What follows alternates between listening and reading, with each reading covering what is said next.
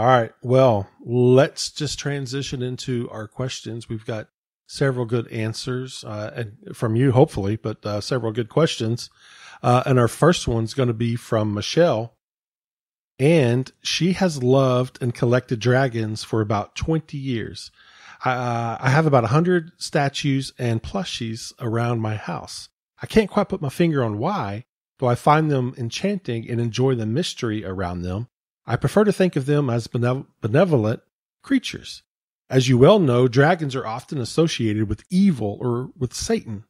In the past few years, I can't help but wonder if I am disrespecting God in some way by liking them so much. On one hand, he created all things, so in theory, if they were ever real, it could be reason that God created them. On the other hand, there is the association with evil. Should I be beating myself up so much over this collection, or should I let it all go for my Lord? Well, I think you should throw them all away except for the Godzilla ones and send those to me. Yeah. And me. So yeah. Yeah, we should have a good Godzilla model right here, somewhere, or maybe on the Fringe Pop studio. No, I don't think you should worry about it unless you have some sort of spiritual fascination with it. And people are going to wonder, well, why does Mike answer that way? Well, a number of reasons. The enemy of God that deceived Eve wasn't really a snake or a dragon. A lot of negative dragon lore in Christian circles derives from that misguided notion. That's probably obvious to most listeners. Another way of saying this is that Revelation 12, that refers to the devil and Satan, the old serpent. Revelation 12 isn't informing us that the devil was actually a member of the animal kingdom. It's not saying that. And by extension, no other supernatural powers of darkness are really reptiles or dragons. Dragons and sea monsters, they are metaphors, for chaos, but why? And what's the thought there? Well, the metaphors for that are really linked to dragons really have to do with the sea. We see this like in Daniel with the beast that rise from the sea, and the beast of Revelation, the dragon from the sea. Why is it that they're associated with the sea? And by the way, that is really where this comes from. And most of European dragon lore isn't going to have anything to do with this. But putting that aside for the moment, it's associated with the sea again because the sea is a place where humans can't live. It's inhospitable, and it's filled with big creatures that we don't see on land. So we wonder and we let our imaginations fill in the blanks of what those things are. And by extension, they become metaphors for things that are hostile to humanity. Things that are associated with death and so on and so forth. This is how metaphors work. The meaning of the metaphor is going to be constructed and used, by people who are experiencing the world in a certain way. It doesn't have to have an ontological, reality. These connections. A lot of dragon lore is just pure myth itself. And I'm using the word myth in that sentence to mean not true. It's simply not true. A lot of dragon lore derives from misidentification of whales and discovery of dinosaur skeletons and fossils, that sort of thing. So, having said all that, your apprehension would ultimately be the result of flawed thinking that gave rise to dragon lore. So that's why I'm saying, I don't think you really need, to worry about this. So, I could elaborate. I think you sort of get the hint. I don't think it's dangerous to collect dragon stuff any more than it would be to collect fossils or collect pictures of dinosaur fossils or alligator skins. Don't collect those, or other creatures that the Old Testament, for instance, associated with demons. Here's where it could be. I'm going to be a little silly here, but to illustrate the point. How about goats? Goat demons associated with goats. All the goat farmers out there are in league with the devil, right? Well, it's just ridiculous. How about owls and hawks? Isaiah 34:11.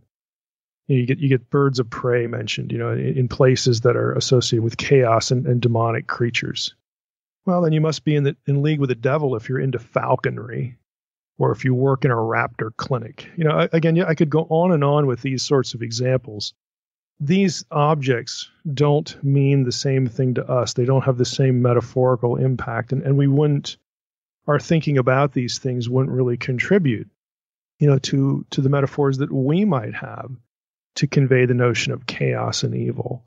So I don't think we need to, react in this way, in the way that you're being fearful of in relation to this.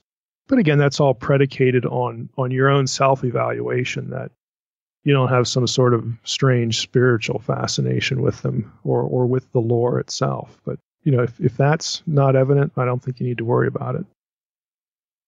Tim has our next few questions, and Tim from Austin, Texas, asks, is there significance to the fact that Eve says to the serpent, God told her not to touch the fruit and not eat only? Why is there a difference in Genesis 2:17 and 3:3? Yeah, some commentators see a nuanced distinction here and then try to guess, and that is what they're doing. They're guessing at what this proposed distinction might mean. For example, let me just flip Wenham over here and read you a little section that he has on this. He says, the slight alterations to God's remarks suggest the woman has already moved slightly away from God toward the serpent's attitude. The Creator's generosity is not being given its full due, and he is being painted as a little harsh and repressive, forbidding the tree even to be touched. Indeed, the way lest you die follows touch suggests that not just eating it, but touching it might be lethal. That's from Wenham's Genesis commentary. So he presumes a distinction, then he, proceeds to speculate about this. Other commentators, and I'm just going to tell people this is where I'm at. They don't see any meaningful difference. In other words, they would say, well, the two descriptions really point to the same idea, and really for a couple of reasons. One, you can't really eat the fruit unless you touch it. Okay, this isn't like a pie eating contest where your hands, eat the fruit of the tree, without touching it. It's just kind of silly. It's an absurd picture. Or maybe you can stand under the tree and wait for it to drop into your mouth. Don't do that. Well, no, if they're going to violate the command, they have to pluck the fruit. They have to touch the tree. So there's really not much of a distinction here. Again, in my mind, I'm in this group.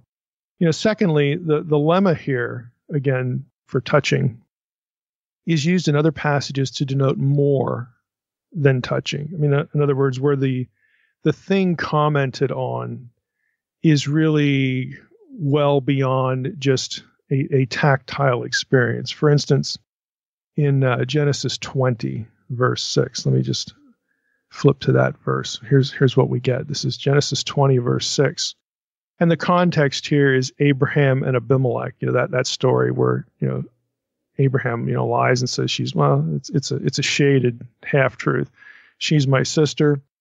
So in verse 6, we read this, where, God is speaking to Abimelech in a dream about Sarah. He says, then God said to him in the dream, yes, I know that you have done this in the integrity of your heart. Abimelech didn't know that she was married. I know that you've done this in the integrity of your heart, and it was I who kept you from sinning against me. Therefore, I did not let you touch her. Well, obviously, it doesn't mean that God forbade Abimelech from walking up to Sarah and taking one finger and touching her. He prevents him from having sex with her. But nevertheless, the lemma, touch, same one that occurs back in the Genesis passages, that's used. You get the same thing in Genesis 26:11, where, again, the verb itself means a lot more than just, a tactile experience. So Abimelech, this is Genesis 26, Abimelech, Isaac and Abimelech, 26:11. So Abimelech warned all the people, saying, whoever touches this man or his wife shall surely be put to death. Well, again, he doesn't mean whoever walks up to them and puts a pinky on them, you're going to die. No, it means that whoever harms this person, or again, in the case of Isaac's wife, whoever sleeps with her. So that the lemma itself means a lot more than just the act of touching. And I think that needs to be factored into, the situation here in Genesis. So you could very well reason that touching really speaks of violating the original command. That's the point. And again, this is the group I'm in. I don't think there's much of a meaningful difference. And I think it gets a little absurd, if you sort of extrapolate out. How would you violate the command without touching it? Like I said, stand under the tree and wait till one drops into your mouth. No, it's just kind of obvious. If you're going to eat this, you got to touch the tree. You got to pluck the fruit off. That's the way you violate it. Tim's second question is, what does the Bible actually say about drinking wine? Is teetotalism a biblical concept? Proverbs 23:31 is an often cited verse for abstinence from alcohol. Most concede drunkenness is a sin, but if drinking is permitted in moderation, how do you define drunkenness? What did ancient writers have to say on this matter? If moderate drinking is allowed, then what would the Bible say about the moderate use of cannabis or other substances? Mm-hmm. The Bible doesn't condemn the consumption of alcohol, It doesn't express as a command, teetotalism. The consumption of alcohol, in moderate amounts is allowed.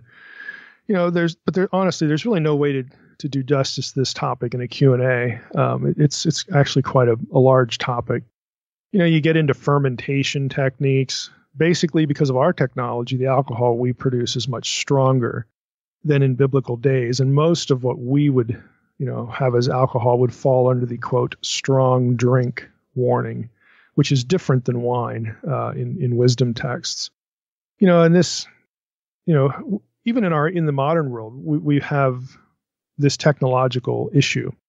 In the Reconstruction era, in the late 19th century, one of the reasons why there was this big prohibition movement in the Reconstruction era on into the Progressive era was because the technology changed. The alcohol got stronger, a lot stronger, and so it led to all sorts of social problems, hence the big emphasis on prohibition. So we can actually go back in our own really immediate history and see, how this, would have mattered. It's really going to matter when we compare what we have now back to the ancient world. I mean, there's all sorts of, sub-trajectories in this topic beyond just the exegetical issues of the passage. There's a lot to think about here. The arguments that people try to make, and I'm quite familiar with the teetotaler argument because my first context as a believer was fundamentalism. But to be honest with you, the arguments that are made on behalf of that view are really weak. The important issue, of course, the important line not to cross is drunkenness. But again, like you say, how do we define that? Well, I would personally, and just on a personal note here, I don't drink alcohol at all. This will shock some listeners, but I have never tasted beer. I can't even stand the smell of it. Part of the reason is probably because I grew up in an alcoholic home. I didn't need a preacher to tell me to not do that. I've never had any sort of desire or inclination for it. I just don't do it. My wife, will have, some wine or something. I don't extrapolate from my predilection, over to everybody else, under my roof. But again, backtracking to the subject, one of the things that if I were having this discussion with somebody who was living, in my house, I would say, hey, you need to consider 1 Corinthians 6:12. When you're talking about how do we know, we might sort of be getting to this line that it is admittedly, not perfectly easy, to define, but this is the passage where Paul says, all things are lawful for me, but not all things are helpful. All things are lawful for me, but I will not be dominated by anything. And he's basically saying, I'm not going to be under the control of anything. Okay, I want to be in control of my faculties, who I am, what I'm doing, what I'm thinking, all this kind of stuff.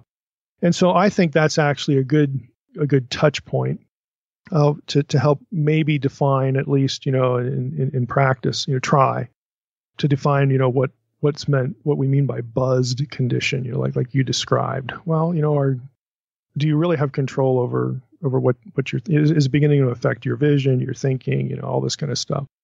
So I think that's a worthwhile thing to sort of loop into the discussion.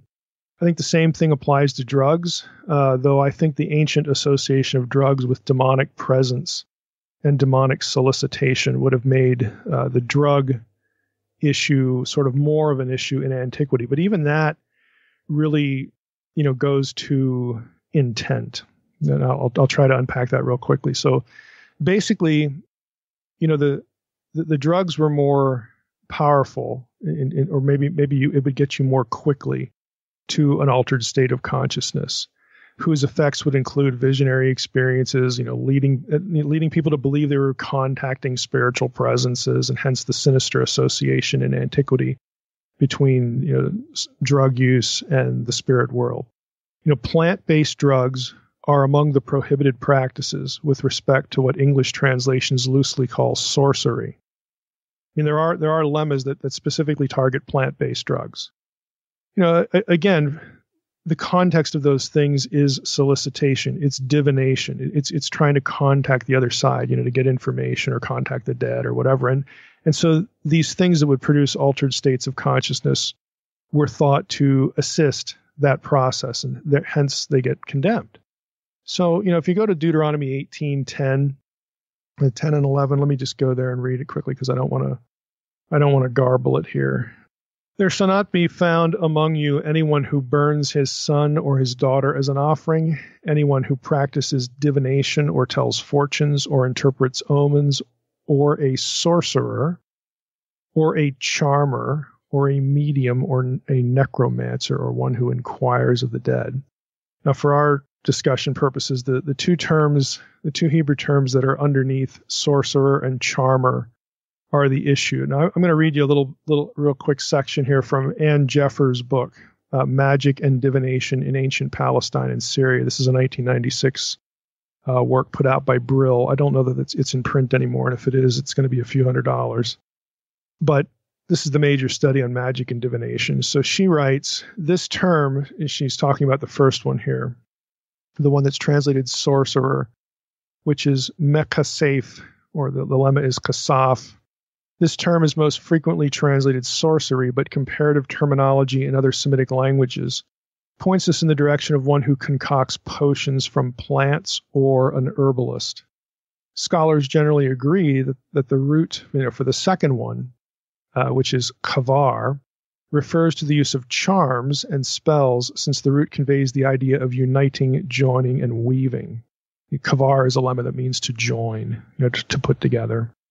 Which may be, back to Jeffers, which may by extension speak of the practice of tying or wrapping magical knots or threads around people or objects, or again, to put ingredients together, again, to create these charms, again, whatever they are.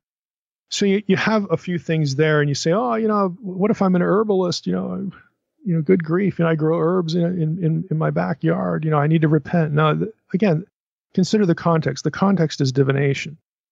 And the reason that it gets the association is, again, producing altered states to, experience the spiritual world. That kind of thing is condemned. So, again, I don't know. I can read, what the effects of this or that drug are.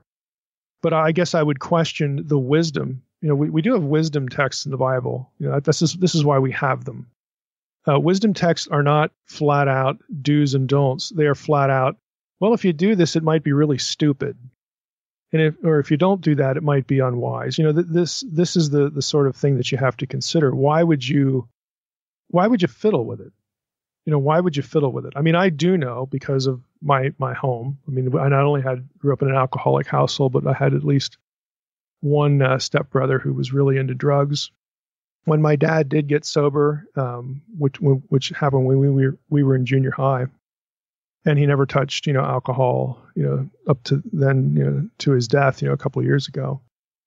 But we had a steady stream. My dad had a real soft spot for people who were in this, who were addicted. And so he had a construction business that I worked for 3 years, and we had a steady stream of people from jail, people from halfway houses, people from AA come through. He would give them jobs.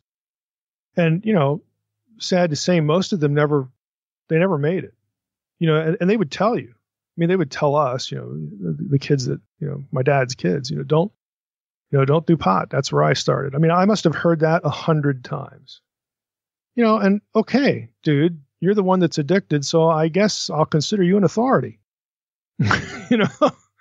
So, I mean, it just, why do we want to experiment with this stuff? I just don't get it.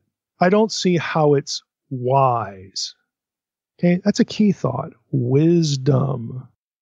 If all you're concerned about is the black and white do's and don'ts, frankly, that's unwise. All right. Wisdom material, just wisdom living in general, isn't equatable with just the strict do's and don'ts. It's make good decisions. Is this a good decision? So again, my own personal experience, even though I've never done this stuff, I've probably seen a lifetime or two of it. Again, not direct experience, but just seeing how it destroys people. So I would just question, again, how is this wise? In the New Testament, you get Galatians 5:20, pharmakeia. Again, this is also equated with sorcery. Paul mentions, he actually uses this word a couple times. Galatians 5:20 is one. It's in a list of vices. Sorcery. I'm going to read a little bit here since I want to give the New Testament fair time here. This is from Moo's commentary on Galatians. Sorcery translates the word pharmakeia, whose similarity to our English pharmacy reveals its basic meaning of dispensing drugs for medicinal purposes.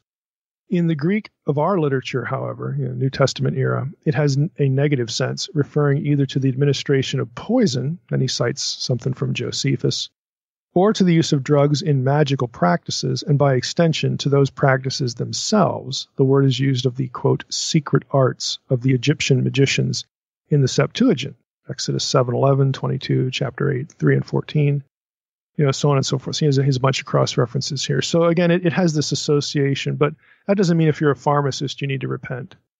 Okay, these things, these statements, these ideas are in the context of divination, and, idolatry, soliciting the other side, so on and so forth. So we have to consider that context for them, which really, in my head, takes us to wisdom living.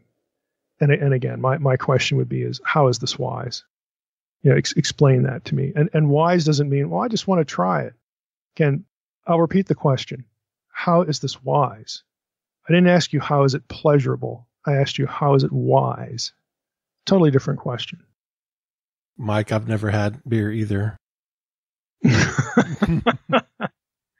Right. I tell you, I've had some unwise moments in my college days. So I'm sure you have. I know lots of people who have. Texas Tech.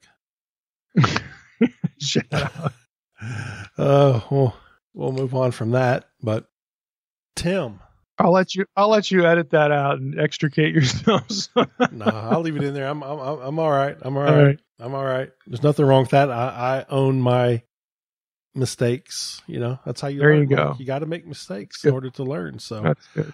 Yep. And I watched lots of people make lots of mistakes. Yeah. And hopefully some of them ended very badly. Yeah. And hopefully you can learn from those mistakes. So, All right. Tim's next question is, what is the significance of Noah sending out a raven before the dove? Yeah, boy, this actually can get pretty long here. And you say, well, good grief, it's just a question on a raven and a dove. Yeah, I know. But my answer here is influenced by something James Bejon wrote, and it's Bejon. I'm not sure I'm pronouncing the name correctly, but he has a lengthy paper. And I know he listens to the podcast. He's a scholar associated with Tyndale House. But he has a wonderful paper online that you can get at academia.edu. It's called Toward a Theology of Jubilee. And I just heartily recommend this. It's really good stuff. So I want to read a little bit of this, because I think what he says in this, believe it or not, he loops the raven and the dove into this whole thing about Jubilee, and just takes a little while to get there, but it's really cool. So to appreciate this, you have to realize that Jubilee and the Day of Atonement are intertwined. Okay, so James gets into the Day of Atonement in his paper about the Jubilee and the messaging of the Day of Atonement. And it's in all sorts of places. He has a section entitled The Day of Atonement's Relationship to the Flood. And so I want to read you some excerpts from that. He writes, in the context of Genesis, the flood can be seen as a worldwide Day of Atonement, as a sequence of events which purges and purifies Yahweh's temple, in other words, his creation. In Genesis 1, Yahweh's cosmic order is established, and it's his temple. Creation's elements are separated out and assigned their boundaries as a formless and disordered world is turned into a very good creation. Yet with man's fall comes death and disorder. The events of Genesis 6 spell out the culmination of and the last straw in this process. The backdrop to Genesis 6 is the death brought about by sin, as it is in the account of the Day of Atonement. The narrative proper begins with an account of a forbidden mixture of seeds. A group of angelic entities depart from their divinely appointed positions and enter into the realm of mankind. Their intention, which they soon accomplish, is to mix their seed with mankind. In other words, to cross a boundary which Yahweh alone can lawfully cross, since heavenly and earthly seeds may only be fused by God. The result of the angels' actions is, therefore, pollution. Yahweh's spirit will not continue to strive with man on the earth indefinitely. The world's telos, its end goal, has been fundamentally and dramatically disturbed, and purification must be made.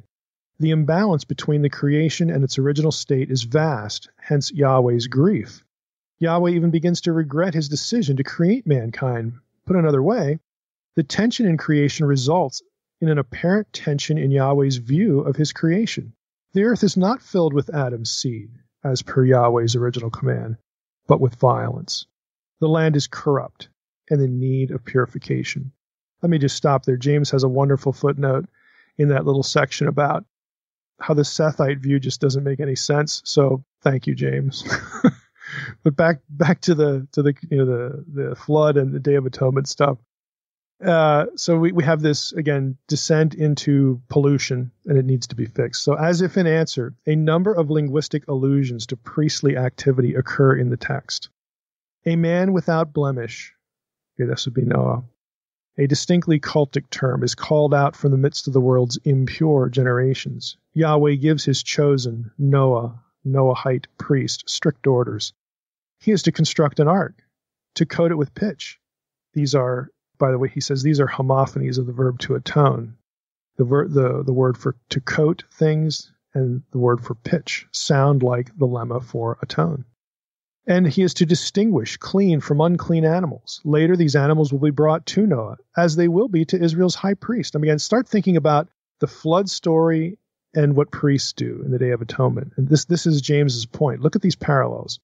Furthermore, Noah and his sons are to spend 7 days in the ark before the flood, before the work of atonement begins, just as Aaron and his sons will be required to remain in the tabernacle for the course of their 7-day ordination. Analogies can also be drawn between the ark and Solomon's temple. I'm going to skip this part because, he has a couple paragraphs of that. Again, it's just fascinating. To skip ahead, he says, just as on the Day of Atonement, Israel's pollution is returned to the formless wilderness where it belongs and from whence Israel has been called forth, so in the year of the flood, the world's pollution is returned to the formless deep where it belongs and from whence the land has been called forth. As such, the flood is a cosmic reboot. In its aftermath, a cleansed land reemerges from the chaotic waters, just like at the beginning. Skip a little ahead again. He says, further hints of the Day of Atonement are also latent in the flood narrative. Consider, for instance, the 2 goats involved in the Day of Atonement ritual. One is sent into Yahweh's presence and ascends into the heavens in the form of the ascension sacrifice, while the other is sent out of Yahweh's presence to a decreational realm of dust and formlessness. Likewise, in the flood narrative, okay, here we get into the birds here. Likewise, in the flood narrative, Noah and his family ascend into the heavens as the ark is borne upwards on the surface of the waters, while a fallen world sinks down into the depths of those same waters. The same pattern can be identified in Noah's dispatch of a raven and a dove. The raven, which is an unclean animal, is sent out into a world still in the grip of decreation, never to return. By way of contrast, the dove, a clean animal, remains in God's presence in the ark and later enters into Yahweh's new creation. Now, if you keep reading in this, he has a wonderful chiasm to illustrate, the points of this. I mean, it's just good stuff. It's really good literary analysis. And to get to the point, in the context of decreation and the creation, this fixing the pollution, decreation and the recreation of the earth in the flood, it makes sense to me that the unclean animal, the raven, would not return, but the dove does. And the dove returns with the sign of life, new creation, and then goes off to live in the new world.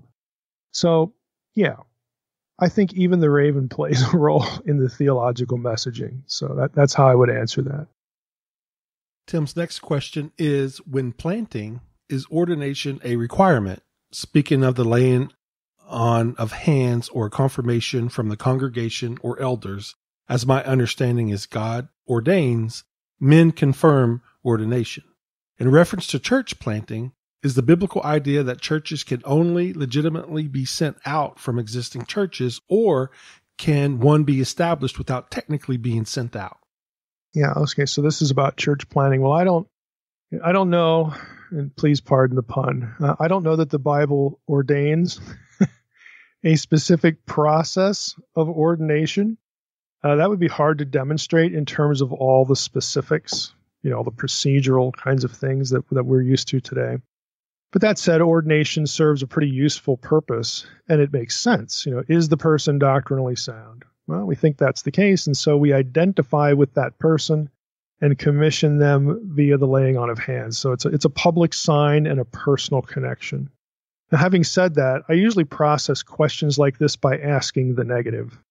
So let's say someone out in the hinterlands somewhere in the world, feels led by God to start a church. A group of believers who gather for fellowship, they gather for encouragement, they learn scripture together, all those things. And they help others. They do ministry, they do evangelism, whatever. And the group grows.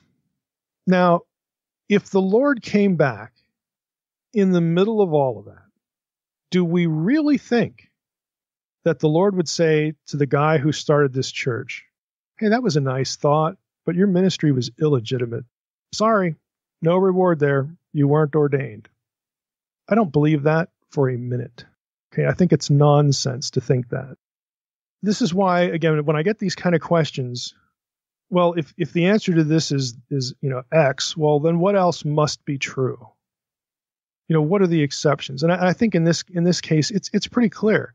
You got some guy who doesn't have anybody to ordain him, any church body, any even individual church. I mean, he comes to the Lord, hey, I need fellowship. Maybe he's out there on the internet discovering what a church is. And boy, we need one of those. I need to find other believers, or I need to win people to the Lord, and then we can gather together. And he does that, and it grows, and it's wonderful. It's a blessing. When the Lord comes back, he's not going to say, dude, you weren't ordained. Sorry. It's ridiculous. Okay? So that's the way I would answer the question. Given the absence of that sort of situation, if it's sort of in a normal situation where there's lots of opportunities to be ordained, or, have someone, check your theology or whatever, in that sort of situation, I guess I'd want to know why anyone would have a problem with being ordained. Why would you seek to avoid it? What's the problem with being accountable, to other believers, and also being known, by other believers as being, who are in the ministry? You're letting them know that you're having doing a ministry or starting a church. I mean, because they can be helpful. They can be a sounding board. They can just have conversations, good advice. I mean, why would you not want that? So it's a question of accountability and then help. And ordination, again, even an informal, kind of thing. I mean, some are really, really, really formal. Some denominations have long, formalities about this, long processes. But again, what they're trying to do is they're trying to answer questions. Are you doctrinally sound, and so on and so forth? Just generally speaking, I'm not talking about any particular process. Why would that be something to avoid?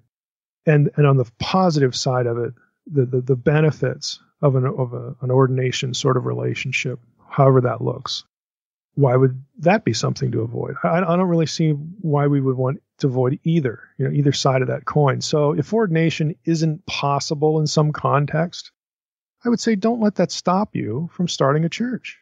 But if it is possible, don't run from it either. So that's the way I would approach that. Let's just jump in here. Our first question is from Vuyo from Butterworth, South Africa. I know I didn't get your name, do it justice, but Vuyo, that's pretty neat. He said in the email, it was a small town called Butterworth in South Africa. So it's pretty neat. All right. Yeah. I wonder if Mrs. Butterworth. Okay, I couldn't do what? Couldn't resist that. You can edit that if Mrs. Butterworth lives there. I got you the syrup. I got you. Yeah, all right. You can get rid of that later. So. Okay. All right. Well, Vuyo, I have a question concerning the Deuteronomy 32 cosmic geography worldview and its foundation being founded on the proper translation being sons of God, as opposed to sons of Israel. I am more in favor of sons of God. It's more coherent and fits the mosaic of the story of the Bible, but your argument for that is my concern. I don't think it's incorrect, but is it not possible for God, with his omniscience, with his foreknowledge, to be able to foreknow the number of the sons of Israel, and thus divide the nations according to that number, and thus maybe have sons of Israel as correct? How would you debunk that? Oh, well, there's several ways. First of all, God's foreknowledge and omniscience has nothing to do with what the text actually says. Okay, there is no early textual evidence for sons of Israel. The oldest textual evidence we have, Dead Sea Scrolls, is sons of God, and whatever was behind the Septuagint, again, same thing. So none of that has anything to do with omniscience. The text is what it is, was what it was. Regardless of that. So we can't wonder about how we might approach an incorrect reading or a reading that didn't exist when the book was composed in light of God's attributes. That would be it's actually a nonsensical question in that regard. So again, I'll try to rephrase it so it's more clear, but our theological musings about something that wasn't in the Bible to begin with doesn't make a whole lot of sense. So that's the first thing. Moving on from that point, there are a couple of things that could easily be said here. There were more than 70 children of Israel that went down to Egypt. Let's just start there. The 70 in verses referring to that pilgrimage is not an actual number. It's actually artificial. You say, well, what do you mean by that? Well, when we did the series on Exodus, we talked about Exodus 1:5, and I'm going to read that. So Exodus 1:5, let me look that up quick. Reading from the ESV again says, all the descendants of Jacob were 70 persons. Joseph was already in Egypt. Okay, so there you get the reference to the number 70. And when we talked about that on the podcast series on Exodus, I noted that descendants, which is literally those who came out of, or out of the loins of, Jacob, those who came out of Jacob. That language, therefore, refers to Jacob's direct seed, his sons, okay, and their children who are in direct lineal descent, okay? So it doesn't refer to other sons or other children who are sort of outside, who weren't, quote, in the loins of Jacob. If you look at Genesis 46:26 in this regard, let's just go there. 46:26. All the persons belonging to Jacob who came into Egypt, who were his own descendants. That's the same Hebrew term there. It's yatsah, to come out of. Not including Jacob's sons' wives. Okay, we're 66 persons in all. You actually get a different number there than the sons of Joseph. I mean, you can get to 70, which is what the passage does. But the key ideas are not including Jacob's sons' wives. So we have an issue here. There's some artificiality to the number 70. If you want to take the language strictly for what it says, it refers only to those descendants who directly came from Jacob. It doesn't say anything about wives. The women aren't included, so on and so forth. So it's not a real number. The real number is going to be a bit, larger. So we have an indeterminate number. We don't actually know how many there were in reality, because even if you went back and looked at the names of the wives of the sons of Jacob, you're going to find out that not all of them are listed. We don't get the wives for all of the sons, and so on and so forth. We don't get a lot of information about who's actually, quote unquote, in Israel, who actually makes the trip with Jacob. So the number is artificial, and that's a problem. If for this sort of, God knew, omnisciently, how many. And the reason it's a problem is because the other view, sons of God, which is the one that was actually in the text to begin with, we have a concrete number there. We have 70, because all we need to do is count the nations, the known nations at the time in Genesis 10 and 11, the Babel incident, from which the Deuteronomy 32 worldview, springs. Those two chapters, every biblical scholar who's ever, drawn a breath knows that those two chapters are related, the table of nations and the division of the nations. It's very obvious. And so we have an actual real number there. And if we wanted to drill down, into the larger Canaanite worldview, again, for polemic reasons, we would discover that the sons of El, the sons of, El, the Canaanite El, at Ugarit were 70. Again, these things aren't just coincidental and accidental, but we don't have a concrete number if we're going with sons of Israel, because we just don't know how many went down to Egypt. The number that we're given is artificial. It doesn't include, a lot of the women, folk, and if you wanted to be real picky, there could be some other outliers there too. So you have a disconnect there. I would also say the correspondence, or the notion, maybe we say it better than that, the notion of, well, maybe God, in his omniscience knew that there would be 70, Israelites, go down there. That's the point. None of that has any coherence at all when you get to Deuteronomy 32:43. And what I mean here is that the 70 Israelites, being used by some, not by Voyu, but by some, to deny the sons of God reading in 32:8, they forget about verse 43. Because the plural Elohim of verse 43 was also eliminated at some point in what would become the Masoretic text, when verse 8 was the reference to the sons of God. So how do 70 Israelites account for what we read in Deuteronomy 32:43? Let me just read the passage again, because it's the same passage, the same textual issue in both places.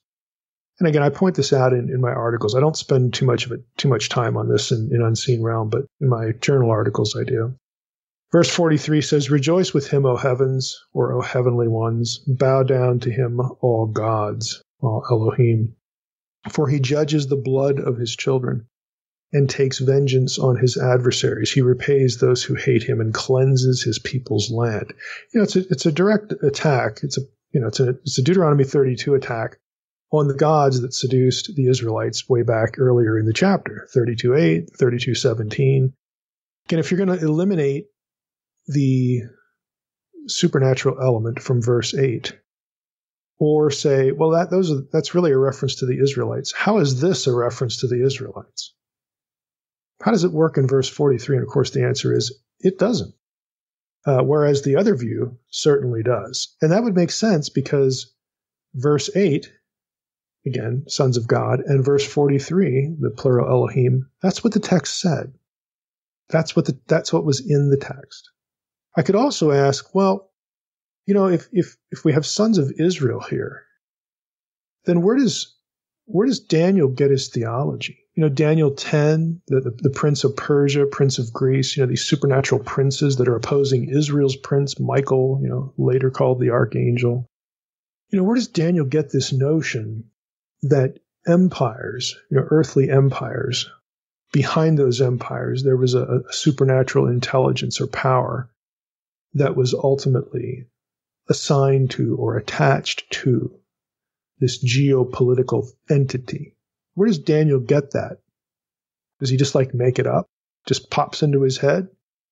No, he gets it from Deuteronomy 32, the sons of God thing.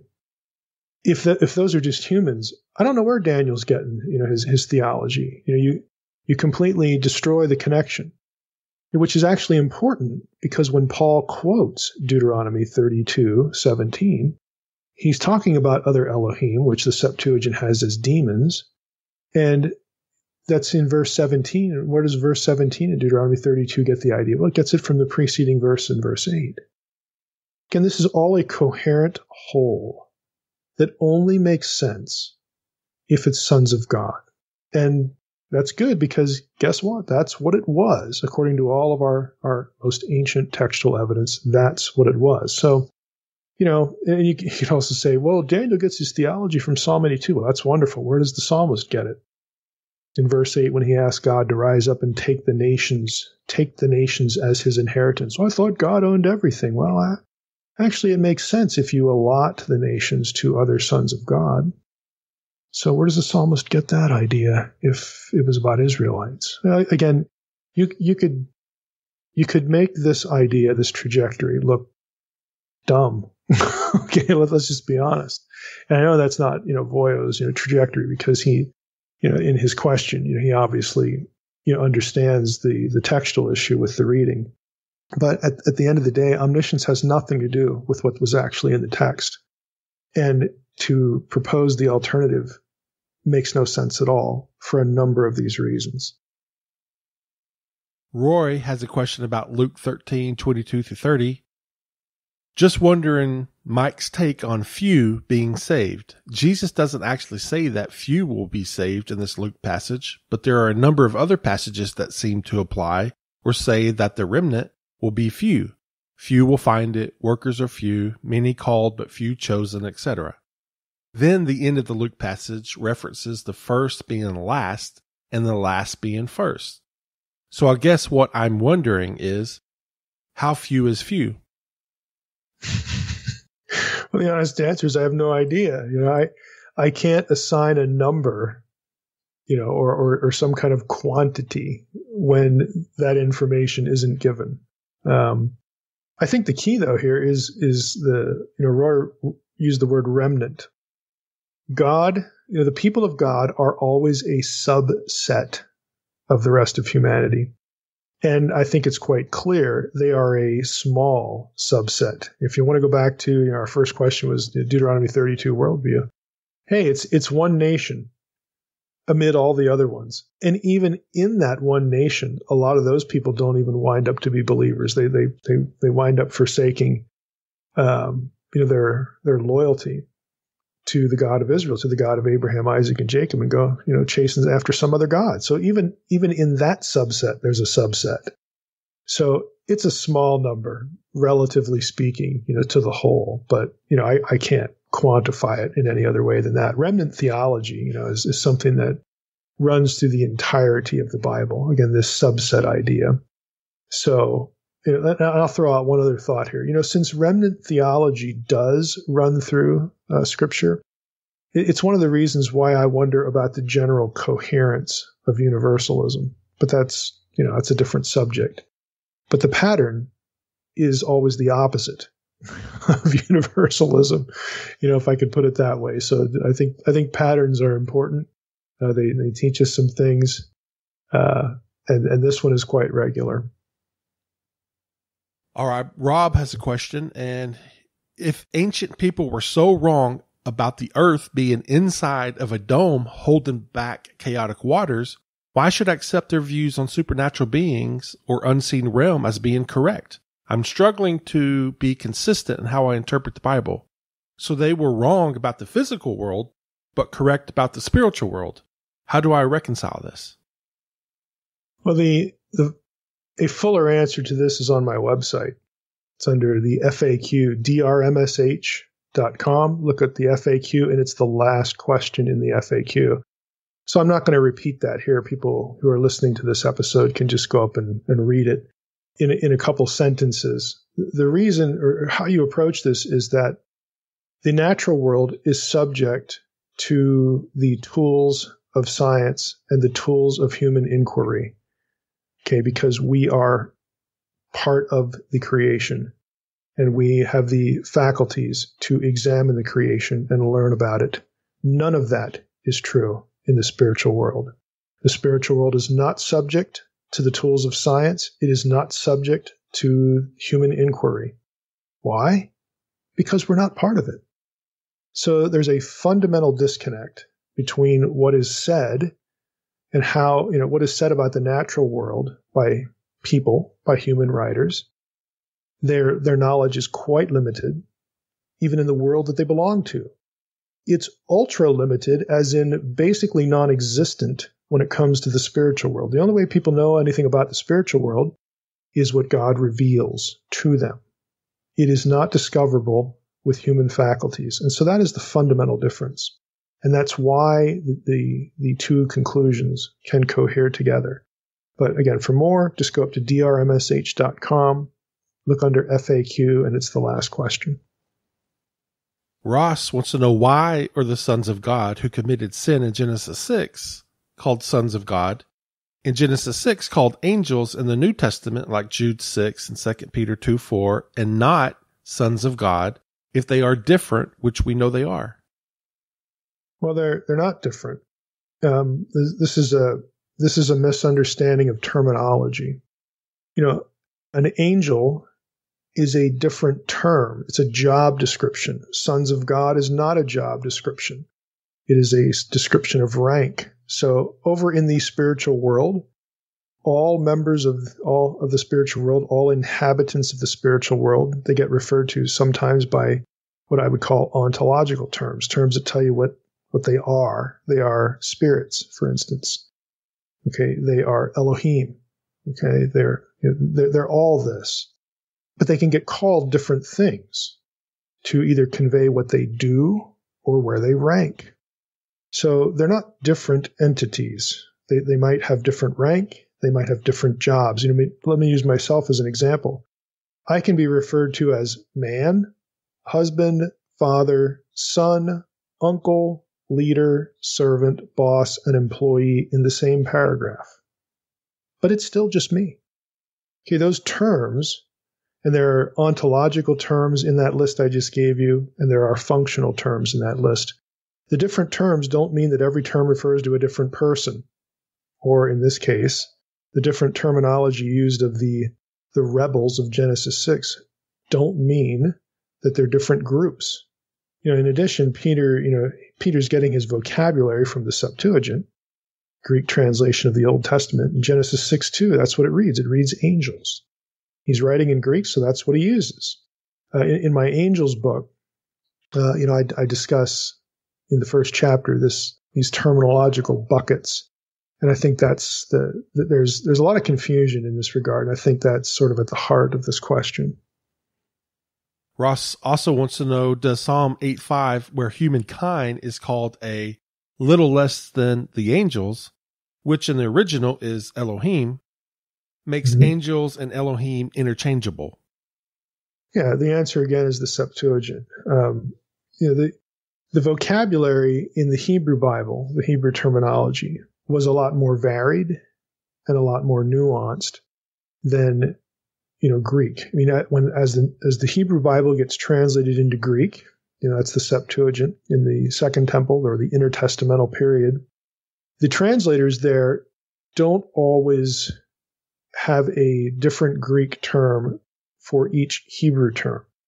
They begin to start using angelos, angel, as just sort of an umbrella, a catch-all term. Well, he's talking now about some member of the heavenly host. We'll just call that an angel. So that's what happens, in the course of putting the Hebrew Bible into Greek translation. And since New Testament writers, like the author of Hebrews, are going to be using the Septuagint, they don't correct it. They don't, alter it. They use the Septuagint. This is the Bible that the people they're writing to are going to be reading, because everybody in the first century world that was literate could read Greek. You can't say that about Hebrew. That was definitely a minority reading language, even in the Jewish community, where the main language was Aramaic. By this time, it was not Hebrew. Hebrew, of course, is going to be retained by the religious class, the scribes and the Pharisees and all that. The sort of the more professional class. But the average person is either going to be reading the Septuagint, which again, everybody reads Greek, or they're going to be reading a Targum, which is an Aramaic translation. So this is just a phenomenon of translation. Our next question is from Dave. In Psalm 8, 4-5, it says of man, "Yet you have made him a little lower than the heavenly beings and crowned him with glory and honor." How would an Israelite think of this in a divine council worldview? Is the concept "made him a little lower" more about location on the earth, or does it have to do with the position and authority? Is there some connection to the position location of the Nakash? Yeah, I think, lower here is a way of just of saying lesser. Most scholars, and I'm in this bunch here, would take this ontologically. Therefore, in other words, a supernatural being. Psalm 8 has Elohim, a little lower than the Elohim. A supernatural being is superior to an embodied earthly being. So I take it as an ontological statement. The reference wouldn't be related to God's presence because God was present in Eden. So it's not, it's not a distance thing, from God. Heaven is a lot higher than the earth if we want to even conceptualize it physically. So that really doesn't fit. Again, there's no distance factor here because God was present with these beings he created, even though they're lower, they're lesser. So I don't think there's a distance factor here. Even going with the, taking, the heavenly idea or, the presence of God idea metaphorically, the spiritual world, let's just broaden it to the spiritual world, to refer to the heavenlies or something like that. I mean, again, that's a lot different than the physical world, but that world and the physical world are sort of combined, in Eden because God has come to earth. So I think the only thing that really fits is the ontological perspective. Again, a little lower than the Elohim means just lesser. And you could say a little lower. Well, okay. How much is little? How much is much? I think the little there is I think it's worded that way because God does create humanity, in or as his image. So the language is designed to communicate both a similarity, but also, again, just a lower, lesser ontological status. And lastly, I don't think this has anything to do with the Nakash specifically, because it's a statement about humanity's created status. It's not a post-fall statement. It's not something that would be said in the context of Genesis 3. It's something that is stated in the context of human creation. Our next two questions are from Matthew from Appleton, Wisconsin. Why is there an apocryphal tradition in the different versions of life of Adam and Eve of Cain being born with some kind of glow or skin radiance? How does this relate to First Enoch, where Noah is born glowing and talking? In the Enochian narrative, Lamech, Noah's father, is afraid that his newborn son is a product of the Watchers. Were Second Temple Jews drawing the same conclusion about Cain? Is this a byproduct of their understanding of Genesis 4:1, or is there something else at play?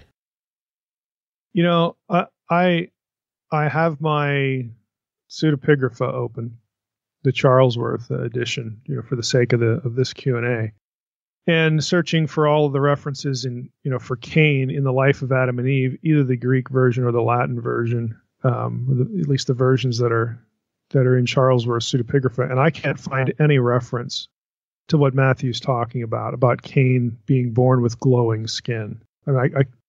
So I guess that's my answer. I don't, I would need some kind of passage reference because I'm just not seeing a single example.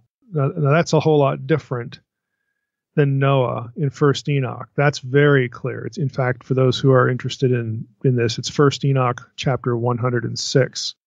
And I'll read a little bit from Nicholsburg here, his commentary on Enoch about this description of Noah. In fact, why don't we just so that people can sort of get a little feel for this, let me just open up Charlesworth here to Enoch instead of Life in Adam and Eve, and I'll just read a little bit of this because this, there's no ambiguity in in this instance, whereas the other one, like I said, I can't really find a single reference to this. But 106, Enoch says, after some days, my son Methuselah took a wife for his son Lamech, and she became pregnant by him and bore him a son, and his body was white as snow and red as a rose, which is, how can you be both white and red? Maybe it's pinkish in places, who knows? The hair of his head as white as wool, and it's a foreign word, demdema, was beautiful. That term, demdema, is sort of, there's really no English equivalent, but it's going to sound funny, but it refers to a big head of curly hair. So if you're thinking like an afro, that's essentially what it is. But his demdema was beautiful, and as for his eyes, when he opened them, the whole house glowed like the sun. Rather, the whole house glowed even more exceedingly. And then it goes on to describe Noah and just the gloriousness of his face. Down in verse 5, his eyes are like rays of the sun. His face is glorious. And then in verse 6, it does not seem to me, his dad says, it does not seem to me that he is of me, but of angels. And I fear that a wondrous phenomenon may take place upon the earth in his days. So, this sort of freaks dad out, to see, Noah in 1 Enoch 106. So this is what Matthew's talking about in his question, but there's nothing like this that I can find used of Cain in Life of Adam and Eve. So I would need a verse reference. But back to Nickelsburg. Nickelsburg sort of summarizes 1 Enoch 106 this way. He says, Lamech reacts in terror to what he perceives to be the incarnation of a forbidden angelic conception. But he learns that the child's unearthly beauty is actually symbolic of his divinely sanctioned salvific function. So later on in 1 Enoch 106, these things are symbols of Noah's righteousness and basically his destiny to preserve humanity through the flood.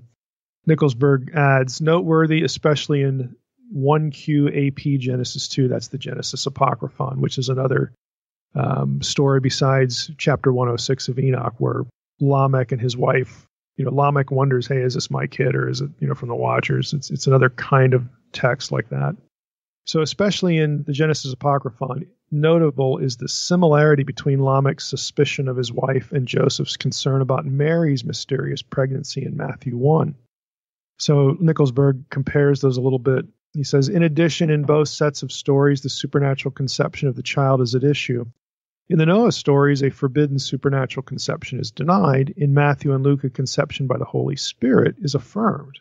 Strikingly, the canonical accounts, the Matthew and Luke, the gospel accounts about Jesus' birth are completely lacking in the kind of legendary details about the child's appearance that are present in the Noah story, unquote. So I think that's worth pointing out. This is, again, the kind of internet theology you'll get. Well, Jesus' birth is just like, what happens with Noah in the book of Enoch. Well, actually, it's not. It's quite a bit different. So I thought it was worth adding that detail from Nickelsburg. So I don't know how else to proceed with this question because, like I said, I just searched for the name Cain in the Life of Adam and Eve, and I don't have anything. I can't find anything that sounds like what I just read about Noah from 1 Enoch 106. Matthew's second question is, Isaiah 43, 3-4 uses language that made me wonder if it is intended to be a hyperlink to Deuteronomy 32 and Yahweh's disinheritance of the nations and his choosing creation of Israel. I noticed in the very next chapter, Isaiah 44:2, that Isaiah uses the term Yeshurun for Israel. This term is found only in Deuteronomy 32 and 33. Is there something here? Yeah, I actually have two studies on this. There, one is a journal article, the other one is a chapter from a book. And so I went back, and looked at this. Let me read the titles because I'll stick them both in the protected folder if people are interested in reading these. One is by Ronald Berge. It's called The Song of Moses, which is Deuteronomy 32, and Isaianic Prophecies, a Case of Early Intertextuality, ? And then the other one is by Hyun Chul Paul Kim. The chapter is called The Song of Moses in Isaiah 40 through 55. And that's in a book called God's Word for Our World, Biblical Studies in honor of Simon John DeVries, which is a 2004 title. Neither of those studies note any connection or suggest any connection for Isaiah 43 verses 3 and 4. And if you actually look at the passage, I wouldn't expect any, because both of these studies are linguistically oriented. In other words, they're looking for actual vocabulary in the Hebrew text. Let me just read Isaiah 43, 3 and 4 so that people don't wonder why the question was asked and why I'm saying it this way. So Isaiah 43, verse 3 says, "For I am the Lord your God, the Holy One of Israel, your Savior. I give Egypt as your ransom. Cush and Saba are in exchange for you, because you are precious in my eyes and honored, and I love you. I give men in return for you, peoples in exchange for your life." So you could read that as sort of this idea of Yahweh taking Israel as his own. That's Deuteronomy 4:19 and 20, parallels Deuteronomy 32:8. And by definition, sort of giving away, some of these other countries. And I think that's what Matthew's question is about. But you don't have any actual vocabulary connections between those two verses in Hebrew and back in Deuteronomy 32. So I'm not surprised that neither of these studies note this, even though you could read it and sort of imagine a conceptual connective idea. I think there's probably a better, I would say there are better ways to interpret the language of Isaiah 43 than to reference Deuteronomy 32. But just going with these studies, again, they're linguistically oriented, and so I'm not surprised that they didn't note this. However, the Jeshurun example, again from Isaiah 44:2, and that term is only found elsewhere in Deuteronomy 32 and 33. They both note that connection. I mean, that seems to be much more explicit, again, because of the vocabulary connections. So I'm going to read a little section from Kim, and he comments about Jeshurun here. He says, "Concerning the echoes of Jacob," again, that's a term obviously for Israel, or Israel for Jacob, and Jeshurun in Deuteronomy 32 and Deutero-Isaiah, again, Isaiah 44. "It is true," he says, "that the term and notion of Jacob cannot be seen as anything unique. Admittedly, Israel has been called Jacob in numerous parts of the Hebrew Bible, all the more in prophetic literature." And he just proceeds to give us a grocery list of references. And he says, "Nonetheless, as the simple name Jacob, along with Israel, often depicts the mysterious servant in Deutero-Isaiah, the significance of this name in the Song of Moses cannot be quickly dismissed, where the name likewise conveys both individual and collective nuances." So let me just stop there. So he's noting here that Jacob and Israel, again, there's both a collective and an individual sense. And then he shifts to Jeshurun, which is hardly ever used. So there's a little bit of a nuance there. He says, more importantly, this name occurs, Jacob and Israel, with the peculiar name Jeshurun. So that helps identify it. In Deuteronomy 32, 14 and 15, and Isaiah 44, 2, the name Jeshurun occurs only in two other places in the Hebrew Bible, Deuteronomy 33, 5 and Deuteronomy 33, 26. In all these passages, the names of Jacob and Jeshurun occur in parallel. In addition to the fact that these appellations occur in pairs, both names are associated with the imagery of Yahweh's nurturing and fostering of Yahweh's people. Again, he has some citations there. It is possible and likely that the names Jeshurun paired with Jacob are commonly used in other traditions and transmissions. In the extant canonical shape, the Hebrew Bible as we have it, finding such a parallel only in these two sources is remarkable. Calling and identifying Jacob as Yahweh's allotted inheritance and the archaic name Jeshurun simultaneously demonstrates that one author may have been well aware of and quite possibly or even deliberately alluding to the other author. So I'll just stop there. So that's Kim's way of saying, there's got to be a connection here. I mean, Isaiah pretty much has to have Deuteronomy 32 and Deuteronomy 33 in mind to use this unusual term. So in regard to the second one, there's a connection there that takes us back into Deuteronomy 32, specifically the allotment idea. But as far as the previous one, the earlier other citation, Isaiah 43, 3 and 4, neither of these studies think there's anything to that. Here's first question is Charles from Oregon, and he just left a church after about a decade, and he's struggling here. And the church where they believe if you truly receive the Spirit, you will manifest a sign. Primarily, they say tongues, but I think they would probably accept prophecy as well. His question is, one of the texts they use that I'm having trouble discounting is in Acts 8, when the Samaritans didn't receive the Spirit, even though they believed and were baptized. The problem to me isn't that they didn't receive the Spirit upon believing the gospel, but how did they know they hadn't received the Spirit if they weren't expecting some kind of manifestation? This is just one of the many doctrines that I'm struggling to deprogram from my mind. Well, yeah, I would say the wording of the question suggests to me that either you, Charles, or the people you're referencing, or maybe both, are reading something unnecessarily into Acts 8. Nobody ever asked the Samaritans about receiving the Spirit, or anything else. And so the premise is a little bit misguided. Let me read it, Acts 8:14 through 17, just to refresh everybody's mind as to what is actually said here. Now, when the apostles at Jerusalem heard that Samaria had received the word of God, they sent to them Peter and John, who came down and prayed for them that they might receive the Holy Spirit. For he had not yet fallen on any of them, but they had only been baptized in the name of the Lord Jesus. Then they laid their hands on them and they received the Holy Spirit. So you notice in those verses, the Peter and John who get sent never ask a question. Hey, do you have this, or did you not have that? Was this manifestation present? They never ask him any of that. They just hear that the Samaritans had received the word of God. Peter and John get sent there. They come down. They pray for them that they might receive the Holy Spirit.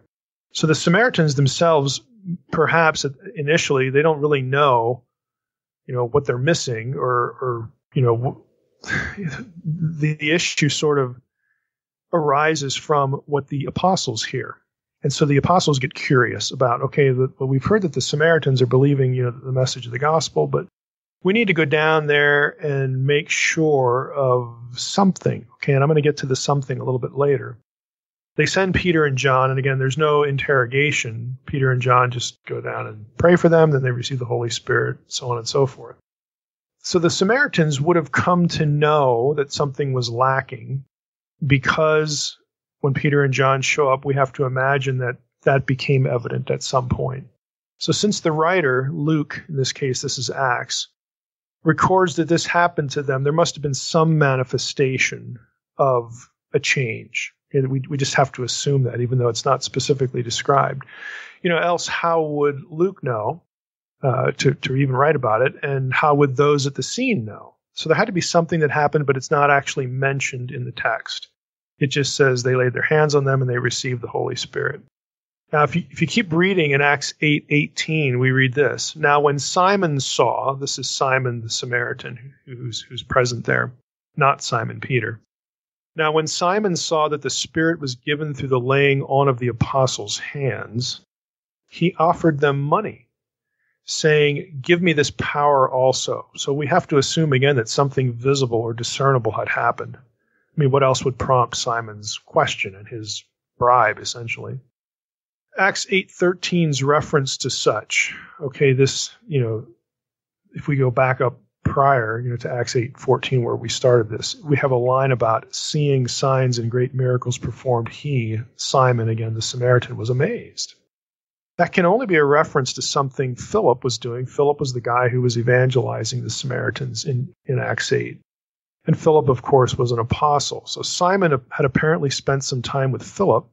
The text actually says he continued with Philip. And he knows that there's something going on here. Like in Philip's life, Philip is able to do certain things because, again, he's an apostle. He was there at Pentecost, so on and so forth. But the Samaritan believers themselves, they haven't had this bestowal yet. Now, the delay, this delay between them hearing the gospel from Philip's preaching and what happens here in Acts chapter 8, there's obviously a delay between them believing and then receiving the Holy Spirit, so on and so forth. The delay involved these new believers, again, doing such things or having such manifestations, receiving the Spirit, And we have to assume that this was intended by God providentially. And the question, of course, is why? Well, I would say that it was intended to demonstrate to both the Samaritans and the Jerusalem apostles that the Messiah of the Jews, the Messiah of Israel, had indeed come, and that the Samaritans needed to embrace him, and the Samaritans were included in the people of God. I think we need to unpack even that a little bit. So the point of this whole episode, in my judgment, is that a visible experiential demonstration was needed to link the Samaritans with the Jewish believers at Pentecost. There has to be something that happens that goes on so that both groups know they are one family and that the source of what's going on is the same. And for the Samaritans, that the Messiah of the Jews is the Messiah. And for that, the apostles were necessary. This is why they get sent down. They're necessary both to explain to the Samaritans that the coming of the Spirit, which was, a new covenant prophecy. And remember, the Samaritans only accept the first 5 books of the Old Testament. So this notion isn't going to be immediately apparent to them, but it is to the Jews, and it's connected to Messiah. So they're going to have to learn that, it's really not the Messiah as we've been articulating the idea that is changing things, changing lives, that is true according to demonstrations of power. They have to learn that. They have to embrace it, because there are theological differences between these two parties. So they have to believe that the coming of the Spirit had been fulfilled at Pentecost, something that the Samaritans, again, lacked in terms of where they were at theologically. Imagine if the gospel message had been heard by the Samaritans, or the gospel message, that was heard by the Samaritans through a witness of the events in Jerusalem at Pentecost. So somebody that was there at Pentecost comes into Samaritan territory and starts talking about it. And the Samaritans believe the story and the message. And then all of a sudden, the Spirit came upon them. Like, if it would have happened that way, they don't know what in the world's going on. They can't connect what they heard from some guy who happened to be in Jerusalem at Pentecost, and then they hear it and believe it, and then all of a sudden they have all this crazy stuff happening. They're not going to have any framework in, to put that in. So again, this visit by the apostles is going to be necessary for them. They're just not going to know what it means without the apostles explaining it to them. They're there, and the apostles are the only ones who know the answer, because they're the only people to whom the answer had been given by Jesus. Jesus had told them before he ascended what was going to happen. He hadn't told the Samaritans, he told them. So some explanation was essential. Samaritans are now part of the people of God. The Messiah of Israel was their Messiah. Again, that was a disconnect between the two parties. And so they just have to learn this. So, that's their side, which brings us, again, to the Jewish side. I mean, the Jews have to learn this too. They're going to have to learn it with the Gentiles later on. It's not just about them. It's not just about the quote-unquote pure Jews, with Samaritans and Gentiles excluded. Okay, so this whole set of events has to be what it is. You can't just have somebody hearing what happens, in Pentecost, runs over to a Samaritan neighbor a week later, tells him a story the guy believes, and then if again all this freaky spirit stuff starts happening, they're not going to know what to do with it. So providentially, there's a delay between the message and the coming of the Spirit for the Samaritans. And frankly, the Gentiles, it's going to work this way too. And the delay again is essential to both sides, the apostles, the Jews, and these other groups, to know that these things are connected and to believe that this is right. It comes from the same source. Now, if you go to a different passage, Acts 19, you actually get some of this questioning. There we have people, likely Jews in Ephesus, who had been following John the Baptist, and they had not yet heard of Jesus. And Acts 19 makes this clear. They had not received the Spirit. Paul actually asks them in the passage. There you do have the question asked. which is a natural question once Paul had heard that, quote, disciples, unquote, had believed. I mean, Paul's assuming that the word disciples, or this account he's heard, means that they were following Jesus, but they weren't. They'd never heard of it. They were just disciples of John. So when Paul meets these people, he asks, did you receive the Holy Spirit when you believed? And they answer, I'm just going to read it. This is Acts 19, the first few verses. And they said, no, we've not even heard that there's a Holy Spirit. And he said, into what then were you baptized? And they said, into John's baptism. And Paul said, John baptized with the baptism of repentance, telling the people to believe in the one who was to come after him, that is Jesus. On hearing this, they were baptized in the name of the Lord Jesus. So they accept Paul's explanation. And when Paul had laid his hands on them, the Holy Spirit came on them, and they began speaking in tongues and prophesying. There were about 12 men in all. So again, you have this delay. In this case, it's because they really need clarification about Jesus, and that Jesus was the one that John was preaching about. They have to hear that and believe it, and then they're baptized, and then they receive the Spirit. So it's a little bit different, but somewhat related. But the pattern here is still consistent. These other groups hear the gospel, they believe. Eventually, again, they're going to receive the Spirit. And there's this, again, what I would call a providential delay between events. And then there's a sign to that effect that links the episodes back to Pentecost. You get these similar manifestations. Now let's go back, before we wrap this question up, let's go back to whatever, church group this is. This notion that, if you really have the Holy Spirit, you're going to manifest a sign. Well, sure, except when the New Testament doesn't say that. which there are more instances where it doesn't happen than you might think. So let's just go through a few. How about the Ethiopian eunuch? If you read through Acts 8, it's the same chapter, Acts 8, you keep reading. There's no sign. It's the same guy, Philip. Philip is the same guy, preaching. It was, in Samaritan territory. Then he links up with the Ethiopian eunuch. Explains to him, Isaiah. He's reading Isaiah 53. The guy, believes, he's baptized, so on and so forth. But there's no sign. We aren't given any other details about the Ethiopian eunuch other than Philip explains, what he's reading to him.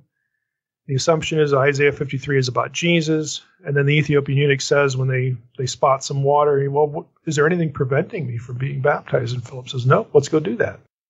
That's all we get.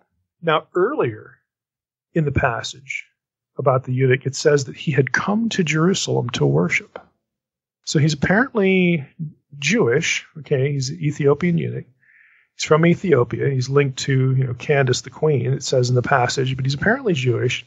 But he doesn't understand the gospel yet. Again, he's confused about Isaiah 53. So my guess is, again, there's no verse that explicitly says this, but if you look at the calendar, Pentecost, it's months later before there's anything on the festal calendar. And if you read through the book of Acts, at least the first 7-8 chapters, there isn't a whole lot of time that elapses between Acts 2 and Acts 8. We know this from phrases, in Acts 6:1, that associate the events there with these things, these things that have been happening. Basically, the expansion of the early church, so on and so forth. It's a fairly tight timeline.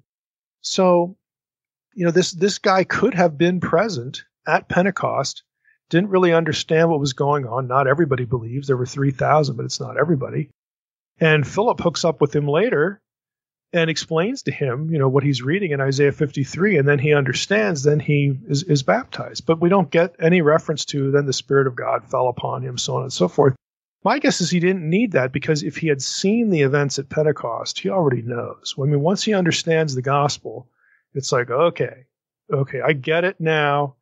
I understand what they were preaching. The Messiah has come, and it was evidenced by this coming of the Spirit. And he, as a Jew, is going to know that links back to the New Covenant promises and passages like Ezekiel, 36. He's going to know these things. So that's how I would parse, what goes on with the eunuch. But in any event, you don't always have signs when people believe. But let's go through a few other examples. How about Paul himself? Read through Paul's conversion. Where's the sign gift? Okay, you just don't have it.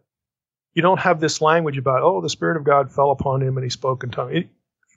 This is Paul we're talking about. You don't get this language. So to me, I don't know why you're making this a requirement to validate salvation when you can't even demonstrate it with Paul. Okay, there's no account of this in his conversion. How about the Philippian jailer? Acts 16. Okay, there's no sign there. How about believers in Berea? Acts 17. Specifically Acts 17:12. They believe, but there's no reference to the coming of the Spirit and the signs and all that stuff. How about believers at Mars Hill later on in Acts 17? Same thing, you don't have a sign. How about Crispus in Acts 18:8? No sign. Okay, I hope you see the point. It's very easy for church groups to teach that, if you're really a believer, if you really have the Holy Spirit, you're going to do this, that, or the other thing, speak in tongues, whatever it is. And then they'll point to you in the New Testament where that sort of thing happens, but they conveniently leave out the places where it doesn't. And that's really inconsistent and frankly unfortunate, because it creates, again, this culture of haves and have-nots, and it can be used by leadership. And I don't know the specific situation here, but it can be used by leadership to manipulate people. And again, that's just really unfortunate. Oliver has a question. In 1 John 5, what do you think John means by Jesus coming by water and by blood? Well, I think the blood part is clear. I think that's a reference to his atoning death. So it's the water that presents the interpretive challenge, if you will. And my view is that this refers to Jesus' baptism. So as Messiah, he represents Israel. And it's hard for us to wrap our heads around how one person represents a group.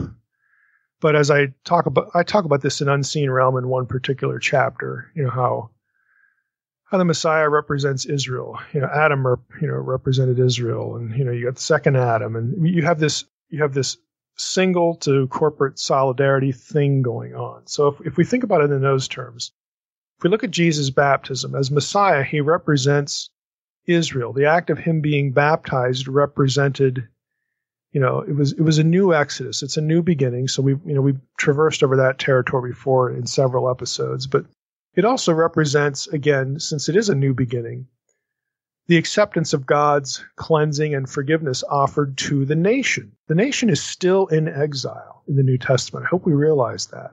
Old Testament prophecies about the exile, the return from exile specifically, involve all 12 tribes. That is not what happens in the Persian period.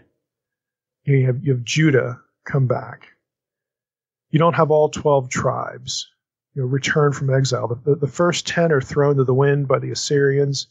You don't have a return from exile. You don't have an end of the exile in the events of the Persian period. The nation is still conscious of this because they know their Old Testament. So when you get Jesus show up, and again, you have this new Exodus imagery, it's a signal that not only a new Exodus is happening, but what is the Exodus? It's the deliverance of God's people from captivity. So this is what's happening. It's round 2. And this is going to become important because when you get to Pentecost, that's when the exile is ended, because you have people, Jews specifically, from all over the known world come to Jerusalem. They believe and they become the reconstituted people of God. Okay, this is the real healing of the exile. So Jesus starts this off with his baptism. It's new Exodus imagery. The use of water represents cleansing and the forgiveness offered to the nation. It's also part of the new covenant language. And if you look at Ezekiel 36, these new covenant passages, there's the sprinkling of water, that sort of thing, that again, to denote cleansing. The baptized Jesus, therefore, is the sinless Son of God. Okay, and he represents the corporate Son of God, which is a phrase used of Israel corporately back in the Exodus. It highlights again that God wants the corporate Son to follow suit, to link themselves to Jesus, to this one. And so baptism is a declaration of embracing the Messiah. It's a declaration of loyalty to the true God, having been forgiven by identifying with the Messiah.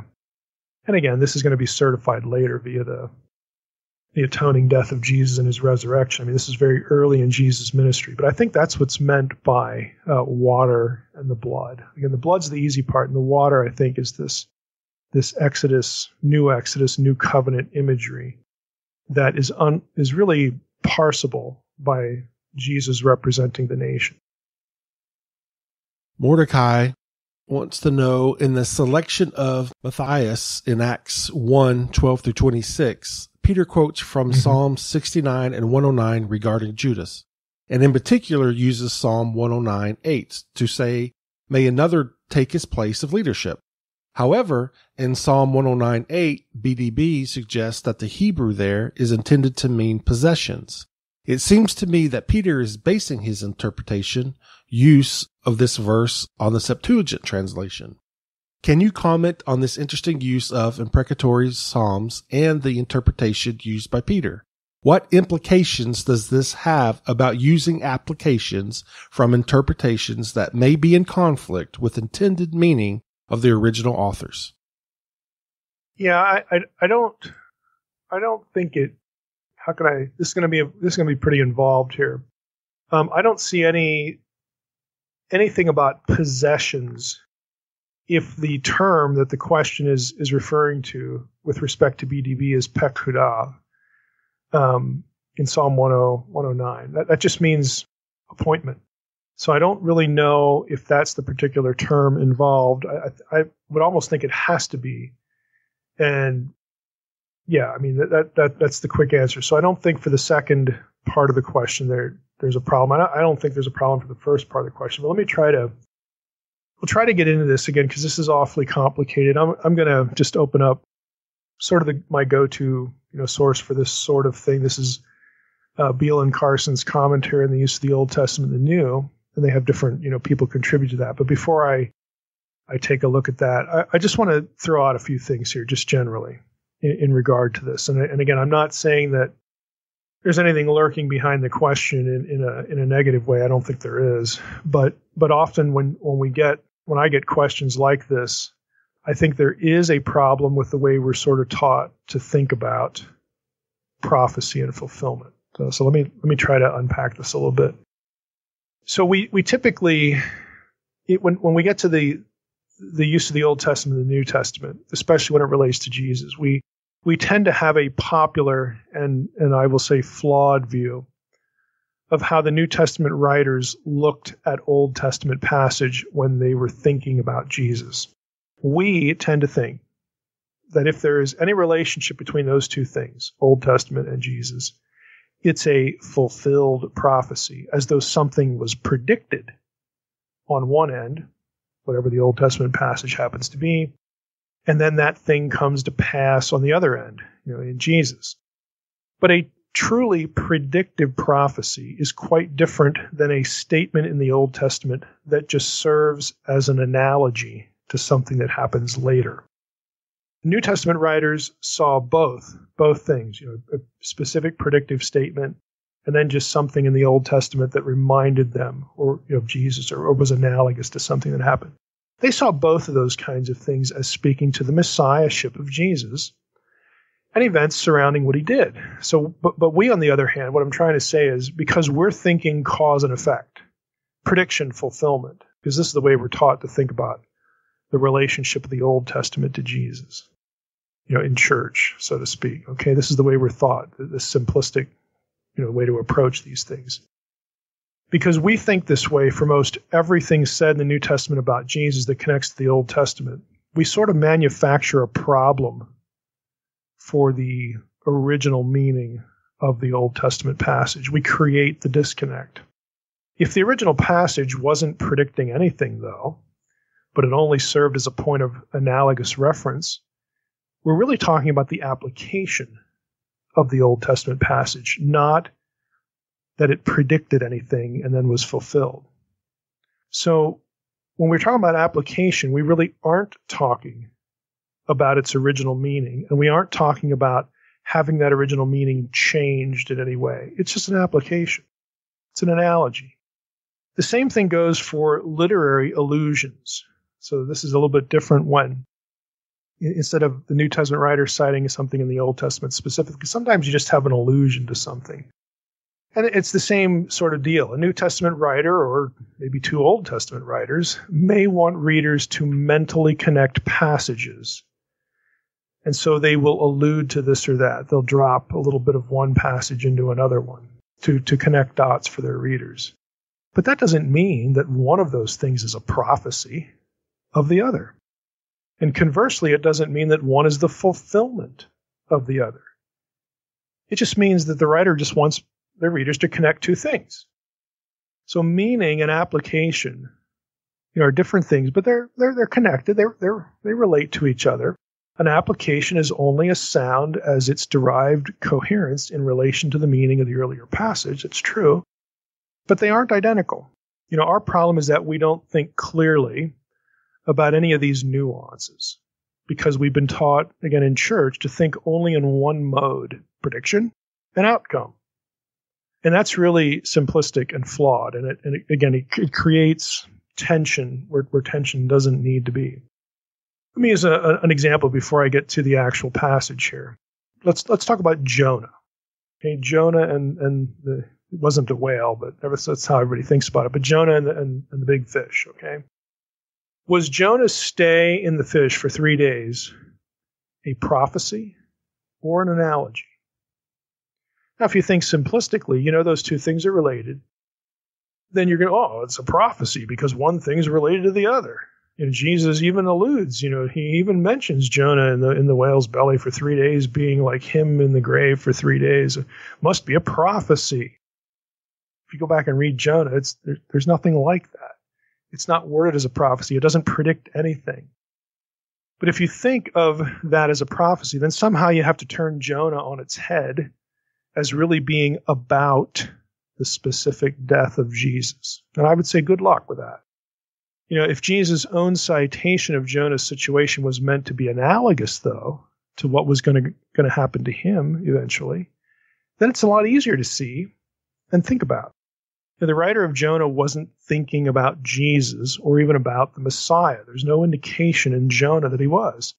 But you might ask, well, maybe God was thinking about Jesus when the author, God's author servant, whoever wrote Jonah, when he was writing, maybe God was thinking about Jesus. If that's what's going through your head right now, think about the question.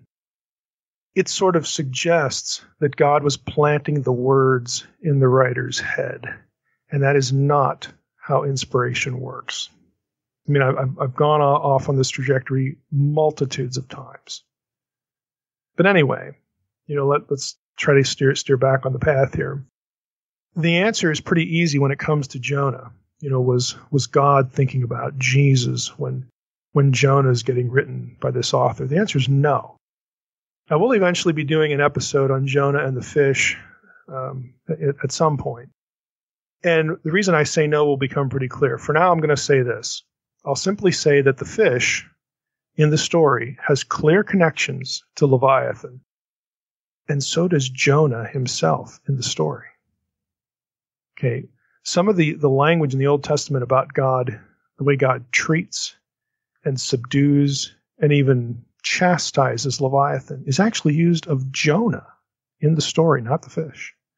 But there are other things that are very clearly about the fish that connect to Leviathan. So they're both things are operating. Well, God would have known that. So if God was thinking about Jesus in the book of Jonah, then Jesus would be the character Jonah in the fish. He'd be Jonah, and that wouldn't be good because God has to knock him on the head to straighten him out.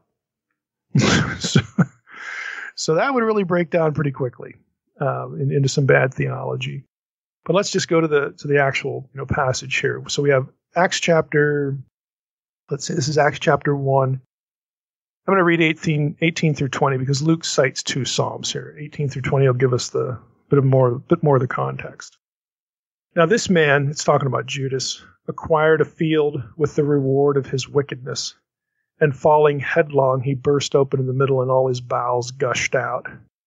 And it became known to all the inhabitants of Jerusalem, so that the field was called in their own language Akeldama, that is, field of blood.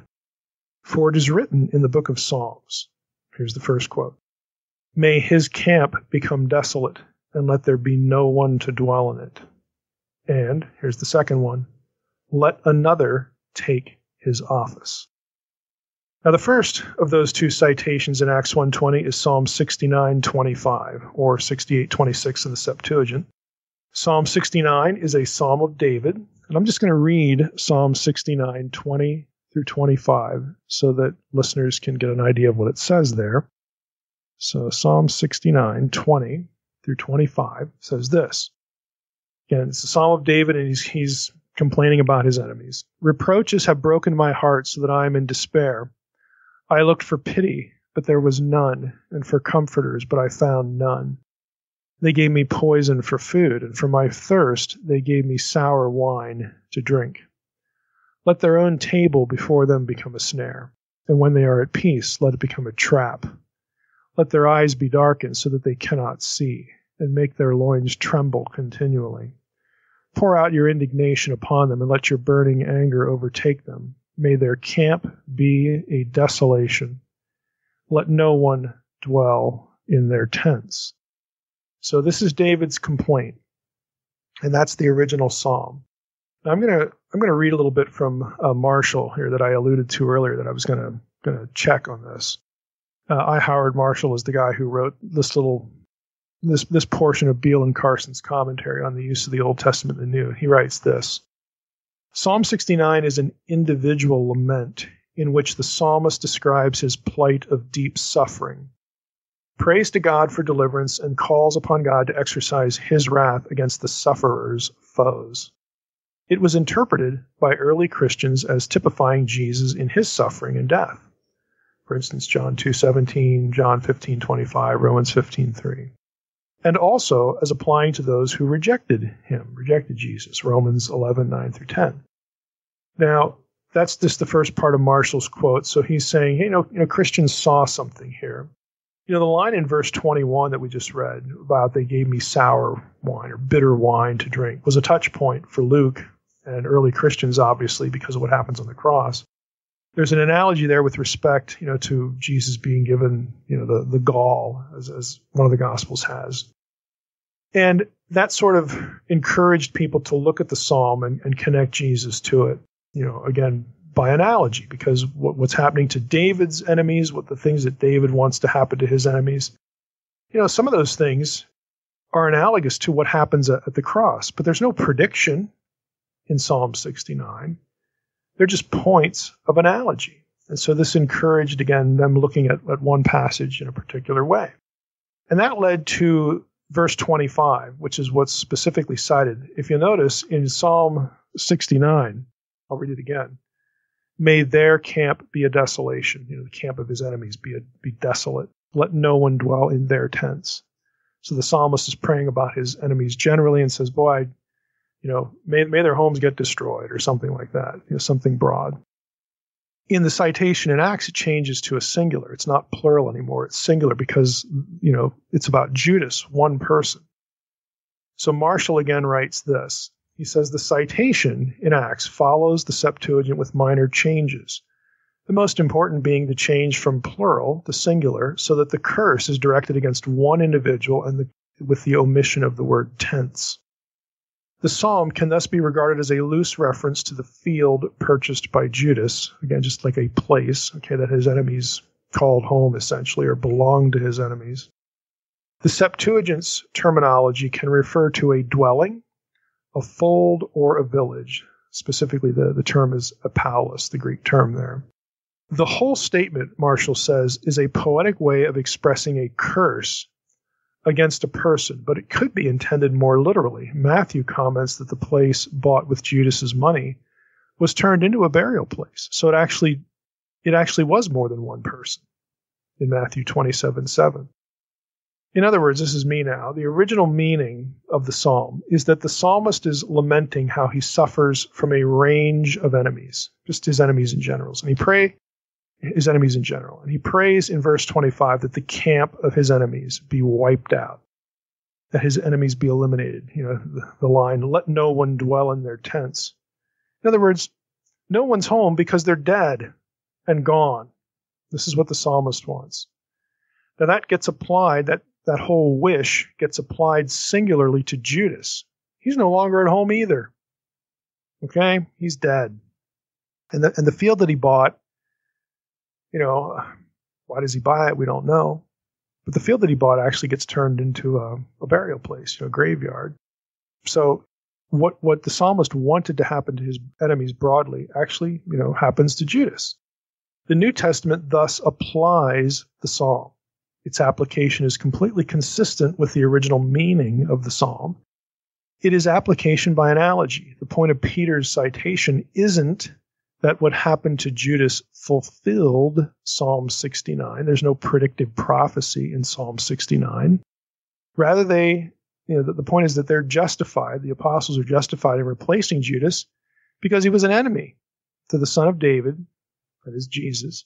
He got what he deserved. God punished him. He wound up meeting the end that David prayed his enemies would meet. It's a good application of the prayer of the original David that God would judge his enemies. God, of course, frequently did judge David's enemies, and he certainly judged Judas, the enemy of the ultimate David, who was the Messiah. Now, the second citation in Acts 1:20, let another one take his office, is taken from Psalm 109, verse 8. Septuagint is 108:8. And the interesting thing here is that the noun in the Septuagint is episkopane. Okay, and it sounds like a church office, like episkopos, episcopal. And that may have influenced how the ESV translators take it. But anyway, the Septuagint regularly uses this noun to translate the Hebrew in the traditional Hebrew text, this pekudah, which means appointment or appointed office. Again, I have no idea what possessions, what's going on there with BDB or anybody else. This is a standard term. It gets translated with episcopane regularly. So there's no disconnection there. The issue, if you can call it that, is that the psalm passage is used to validate the filling of Judas's vacancy in the apostolate. Here's Marshall again. The interesting feature here is the term episcope, translated as place of leadership, and used in 1 Timothy 3:1 for the function exercised by an episkopos, church officer. The reference in the psalm is probably a general one to a role of leadership in the community. Peter himself refers to the role of Judas and his colleagues as one of service, diakonia, in Acts, and apostleship. The term kleros, used here for Judas' share in the service, is also used in Numbers 18, where you have different kinds of servant. The task of church leaders was understood as one of oversight and pastoral care, in the manner of a shepherd, over the other members of the congregation. This element in the work of the 12, who are otherwise seen preeminently as witnesses to Jesus, is significant, Marshall says. Since the appointment is to a place among the 12, the question arises whether the need to maintain 12 apostles to judge the tribes of Israel, cross-reference there, Luke 22:30, whether that's in mind. But the stress seems to be principally, if not exclusively, on the tasks of service and witness. That's the end of Marshall's quote. So to sum this one up, there was no apostolate in the Old Testament. We get that. So that quite obviously isn't the original meaning of Psalm 109. And I'd say, no kidding. The point, though, is just merely appointment for service more broadly. Okay, and that is consistent with Psalm 109. So both the Hebrew and the Greek term are used generally and broadly. So we should not presume that the use in Acts has, it was done so that we would imagine Luke was thinking there was an apostolate in the Old Testament and therefore distorting the meaning of Psalm 109. That is not the case. Luke is not guilty of messing up the passage. The terms can be understood quite broadly. And if you're just talking about, some sort of leadership, there really is no problem here. So that's how I would approach both of those. All right, Mike. Well, that's all I got. That's all the chitty chat I got for today. I'm all out. Can't get too far ahead. We can't devote too much time to that. Yeah. To fantasy. Right. So, well, Mike, we've got. They'll just fast forward, so that's okay. They probably fast forward through the first parts of our podcast anyway. So they probably don't even know I'm on the show, so that's fine. All right, like, who's this guy asking questions? But all right. Well, we've got some great questions this episode, and let's start off with Tim. He's got a question regarding the Mary and Tiberius Pantera myth, where it's rumored that Mary really was either raped or had an affair with this Roman soldier. Since a tomb was found semi-recently with the soldier's name on it in Germany, and James Tabor wrote a whole book on it, there have been a lot of amateur people trying to use it along with its references in the Talmud and Origen's writing to disprove Christ's divinity and henceforth steer people away from Christianity. However, I've only found 2 scholars' works on it, James Tabor and Ben Witherington. James Tabor claims Jesus was referred to as Jesus, son of Pantera during his life. It seems hogwash to me, but I have no defense against it. Were the Jews expecting a virgin birth as we understand a virgin today? Does Mary's virginity matter in reference to Christ's divinity? Yeah, let's back up and go through the elements of the question, as I recall them. I mean, there's very little written on this, which ought to tell you something. Maybe with the exception of Tabor, who's probably the only scholar. I don't know if I want to say in the world, but that might not be an exaggeration. That might be the only biblical scholar that was positively predisposed to the Talpiot tomb being the tomb of Jesus and his family, 10 years ago, whatever that was, 10, 15 years ago, with Simcha Jacobovich, that was popularized. It's almost Da Vinci Code level stuff. But other than that one guy, basically this is a yawner for everybody else in New Testament scholarship.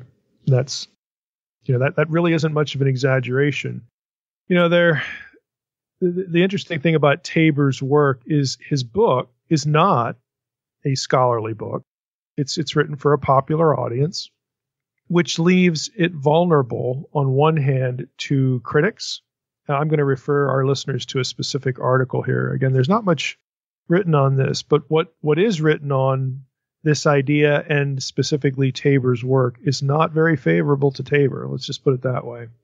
And so since that book, The Jesus Dynasty, was not written for academics, Tabor leaves a lot of things out. He takes a lot of things for granted. He presumes a certain amount of knowledge and, more importantly, a good amount of ignorance on the part of his readers that he isn't going to get away with when it comes to New Testament scholars. And that's why there's been, A, little interest in the topic, and B, those who have interacted with Tabor, it's not very favorable at all. And I'm trying to be nice about it. You're mentioning the Talmud and Origen's writings. Jewish sources pick up on this idea, I think, for pretty obvious reasons. They want to use the idea as propaganda against Jesus. I mean, they also, the Talmud also calls Jesus a magician, to explain away the miracles and things like that. So they're going to, Jewish sources are going to use whatever they can to, try to undermine, this rival, okay, to their own status and their own, particular belief system. So that isn't surprising. I mean, Origen's writings, Origen isn't quoting this or mentioning it with approval or like, oh, there's really something here. I mean, far from it. So it's a little, I wanted to sort that out a little bit just in terms of what's in the question. Let's not get the impression that, this thing had lots of ancient support. It didn't. It had support where you would expect to find it.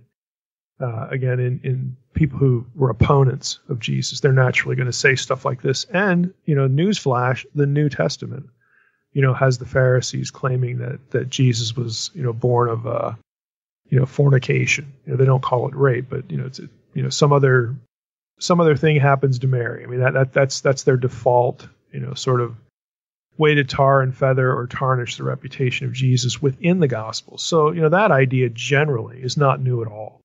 And again, it comes from where you'd expect it to come. So for those who are interested in this, I would say I'm going to put this in the protected folder. But there's an article, again, there's very little on this that's accessible. But there's an article by Christopher B. Zeichman, and the title is Jesus Ben Pantera, son of Pantera, an epigraphic, refers to inscriptions, an epigraphic and military historical note. The source is the Journal for the Study of the Historical Jesus. It's volume 18, number 2. It's a 2020 publication, so it's pretty recent. Again, there just isn't a whole lot on this. And one other note, the fact that there is an inscription that identifies a soldier with the name Pantera that gets associated with this myth, that doesn't mean that that's the guy. I mean, there's a lot of reasons to he's not identified in any other way. Okay, well, we have the same name. Well, like how many soldiers do we think might have shared this name or whatever, But if you read the article, you'll find out that there are a number of significant disconnects between things that Tabor is claiming, basically conclusions he tries to reach based upon very scant, data. There are a lot of disconnections between that and, again, what he wants to do with them. There's sort of the reality of the situation, the reality of the data. So if you're interested in that, I recommend it. The other question is really, about the expectation of a virgin birth. So the question was worded, were the Jews expecting a virgin birth as we understand, virgin today, and does it matter? I think expecting is probably too strong a word for Jewish outlook on the Messiah, for the simple reason that a lot of the messianic profile was not clear anyway, by design. Again, my view, and it's not terribly shocking if you actually look at the Old Testament and then the ignorance of the disciples, even after the resurrection, they still don't quite know what's going on. And the reason for that is not because they were stupid. The reason for that is that the messianic profile is never given in one place in the Old Testament. It's fragmented and scattered in pieces all over the Old Testament. And so there's no reason to suspect that this particular point of how things play out would have been transparent so that the majority of the Jewish community was, quote unquote, expecting it. That's why I say I think that word's a bit, too strong. So on the one hand, if you go back to Isaiah 7:14, and again, I'm hoping this isn't news to, this audience anyway. But if you go back to Isaiah 7:14, behold, most translations will have, behold, a virgin shall conceive, and so on and so forth. If you actually go back to the context of Isaiah 7, I'm going to read it because it's kind of important. And again, I think the way Christians are insufficiently taught to read their Old Testament gets used against them on this point. So if you go to Isaiah 7, the chapter starts this way. In the days of Ahaz, the son of Jotham, the son of Uzziah, king of Judah. In his day, Rezin, the king of Syria, and Pekah, the son of Remaliah, the king of Israel. That's the northern kingdom. So you got the king of the north, and then you got this other king from Syria. Those two dudes came up to Jerusalem to wage war against it, but could not yet mount an attack against it. When the house of David was told, and that's an interesting phrase to hold on, the house of David. Isaiah, the writer wants us to specifically to have the Davidic dynasty in mind here. When the house of David was told, hey, Syria is in league with Ephraim, the heart of Ahaz and the heart of his people shook, as the trees of the forest shake before the wind. So the king of Judah, David's heir, is scared. And then he goes and he summons Isaiah, and they get into this conversation about this trouble and what's going to happen to us and so on and so forth. And in verse 10 we read this. The Lord spoke to Ahaz, ask a sign of the Lord your God. So God is like speaking to the king now, right? Maybe it's through the prophet, but maybe it's like something more direct. Ask a sign of the Lord your God. Let it be deep as Sheol or high as heaven. God pretty much opens the door for it. And he wants the king to ask for a sign to validate, what has been said in the conversation at this point. God is basically saying, look, don't worry about these two guys. I'll take care of it. But Ahaz said, I will not ask, and I will not put the Lord to the test. And he's trying to sound pious. And he said, hear then, O house of David, is it too little for you to weary men that you weary my God also? Therefore, the Lord himself, this is obviously the voice of the prophet now, the Lord himself will give you a sign. Okay, if you don't want to, God asked you for a sign, you don't want to ask him for something, you're pretending to be too pious to presume upon God. God gave you the chance. Well, the Lord himself will give you a sign. Behold, the virgin shall conceive. And of course, the Hebrew word there is alma. The virgin shall conceive and bear a son, and shall call his name Emmanuel. Now, everybody stops there, which is part of the problem. Continuing, verse 15. he shall eat curds and honey when he knows how to refuse the evil and choose the good. For before the boy knows how to refuse the evil and choose the good, in other words, before the boy is old enough, again, to eat the curds and the honey in the preceding line, before he's old enough for that, the land whose 2 kings you dread will be deserted. The Lord will bring upon you and upon your people and upon your father's house such days as have not come since the day that Ephraim departed from Judah, the king of Assyria. Then he goes on about what's going to happen and so on and so forth. So the point of the Isaiah 7:14 prophecy, if you keep reading it and you go into chapter 8 especially, you realize that the prophesied child that was supposed to be born of the Alma, again, ESV translates that as virgin, that's a kid that lived in Isaiah's day. Okay, it has nothing to do directly with Jesus or a Messiah. I mean, the prophecy itself is for the king, Ahaz, and his people, and the Davidic line and everybody else going, the Lord's saying, look, I'll give you a sign. The Alma will have a child, and before that kid's old enough to eat solid food, your problem is going to get taken care of. Don't worry about it. So on the one hand, we have to sort of keep this thing in context.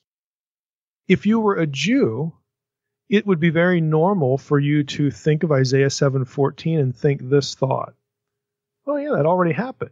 God already gave, this child, and boy, we're thankful that he did, because the Davidic dynasty wasn't destroyed. It wasn't cut off, so on and so forth. So that would, like, if you just walked into a conversation with a first century Jew and you brought up Isaiah 7:14, they're not going to be thinking about Jesus.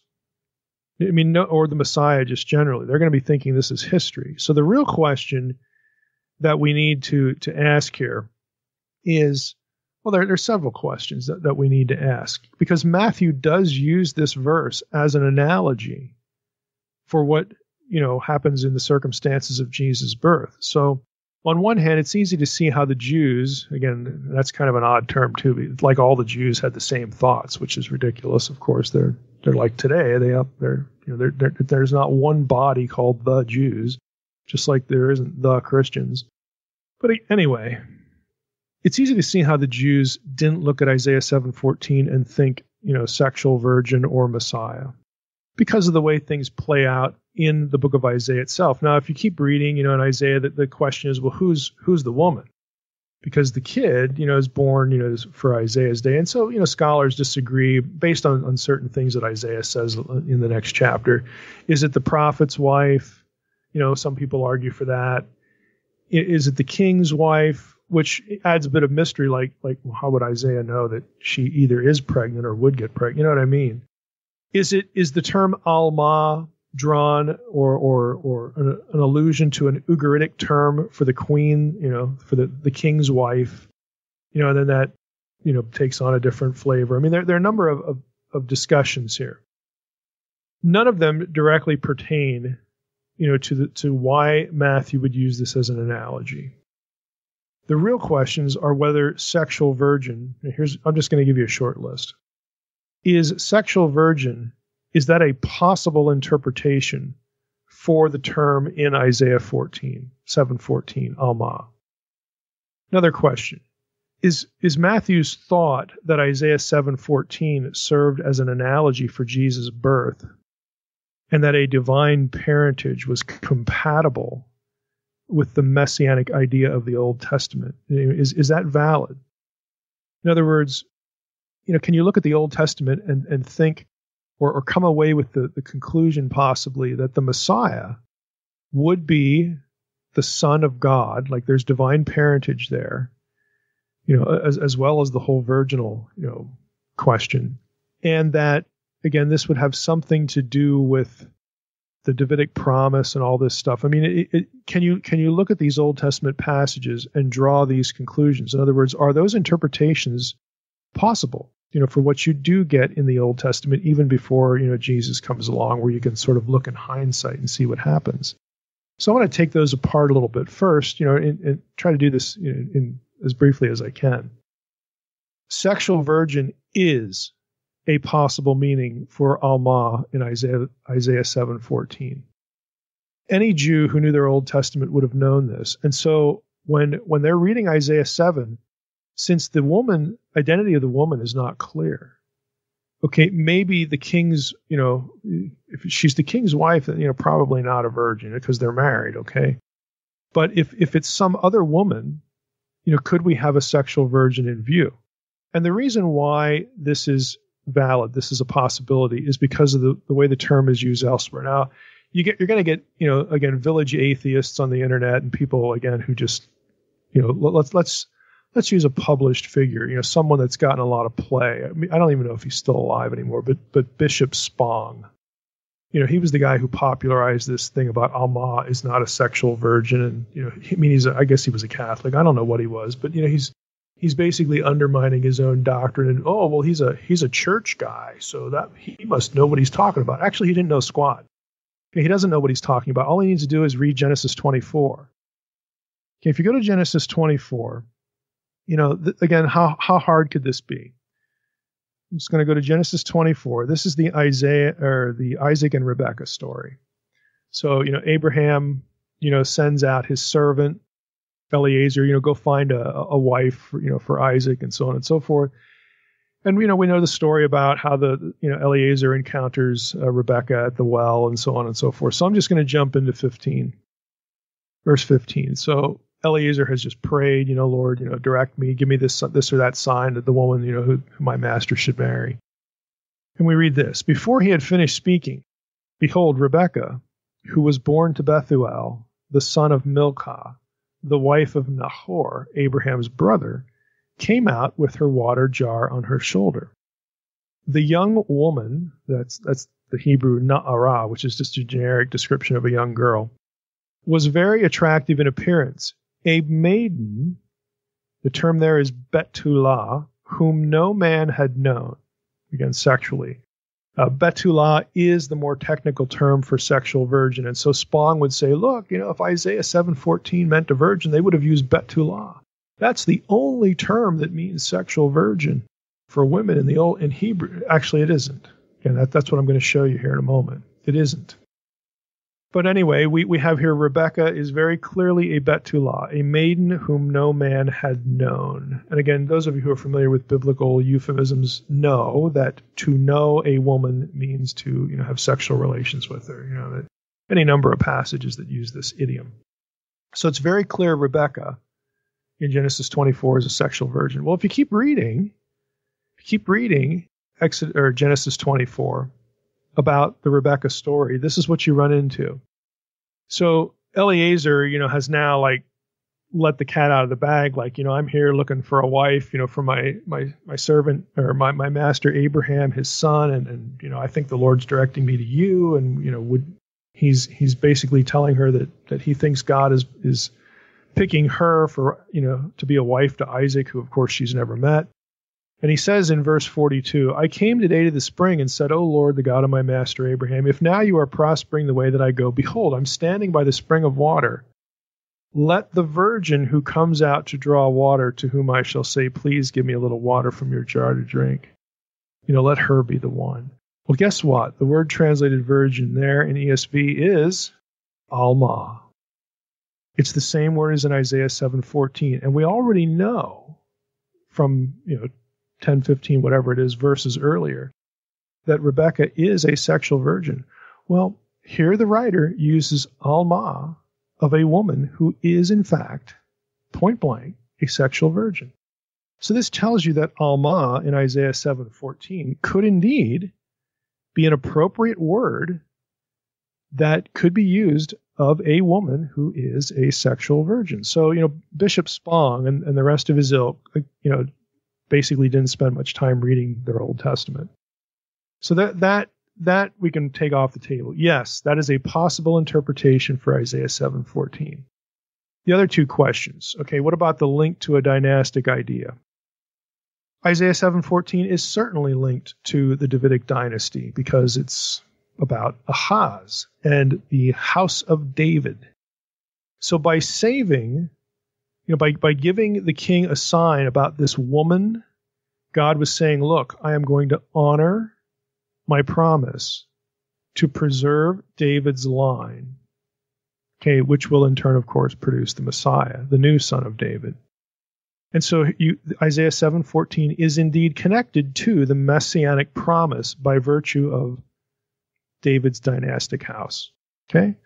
Thirdly, what about a divine child, down the road? I think the answer, yes, this is on the table because I'll approach it this way. First of all, a virgin birth is kind of a common idea in ancient religions for divine parentage, for what ought to be obvious reasons. So if you thought that, either, after the fact that, this kid is unusual, he probably, has divine parentage because of this, that, or the other thing, some weird power or something like that. Again, that was very common.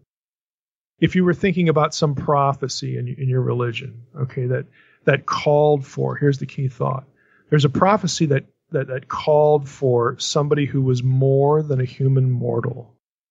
You could very easily presume that the source for that kid, the fulfillment of that promise, would indeed be born, from of the Most High. And then you get your virgin birth idea.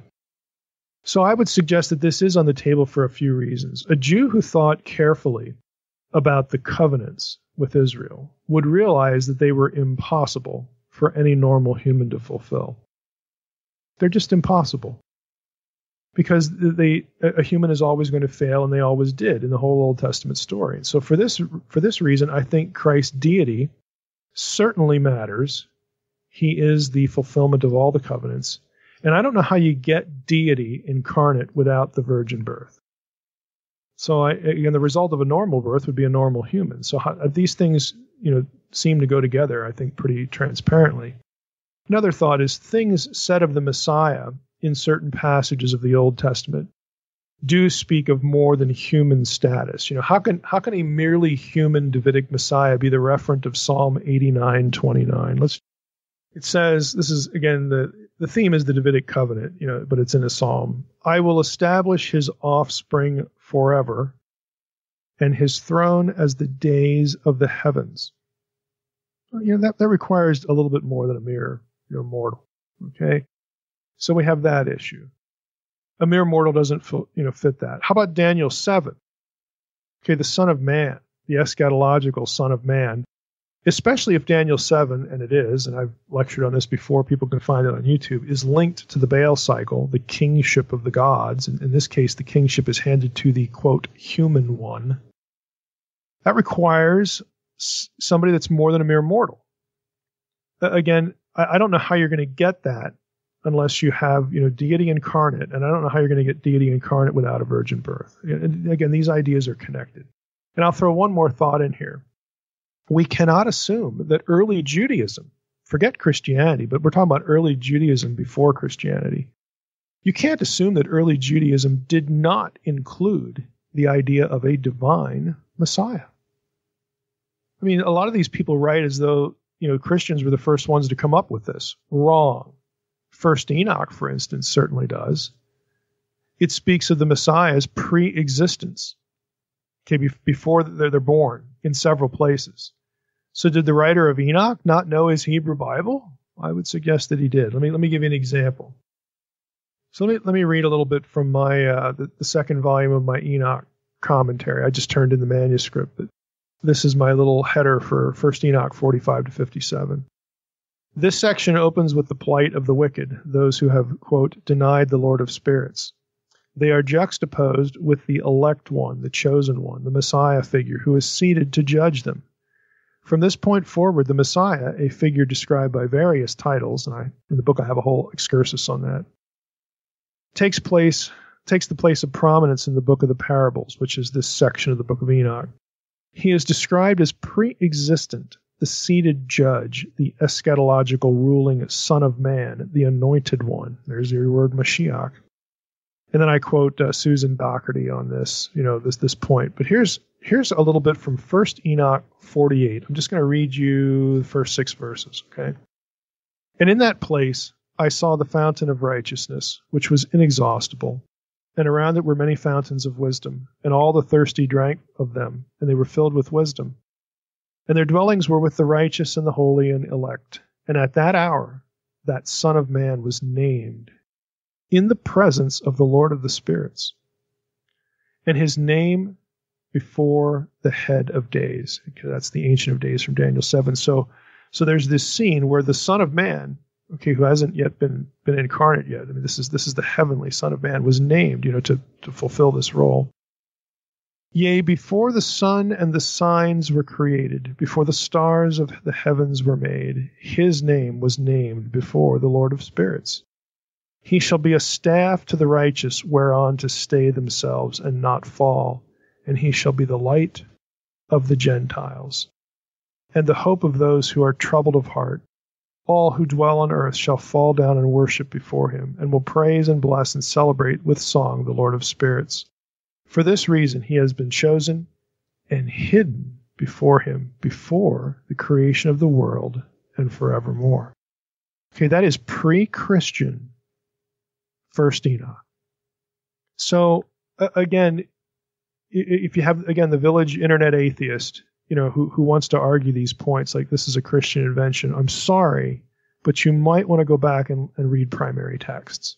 That might be a good idea.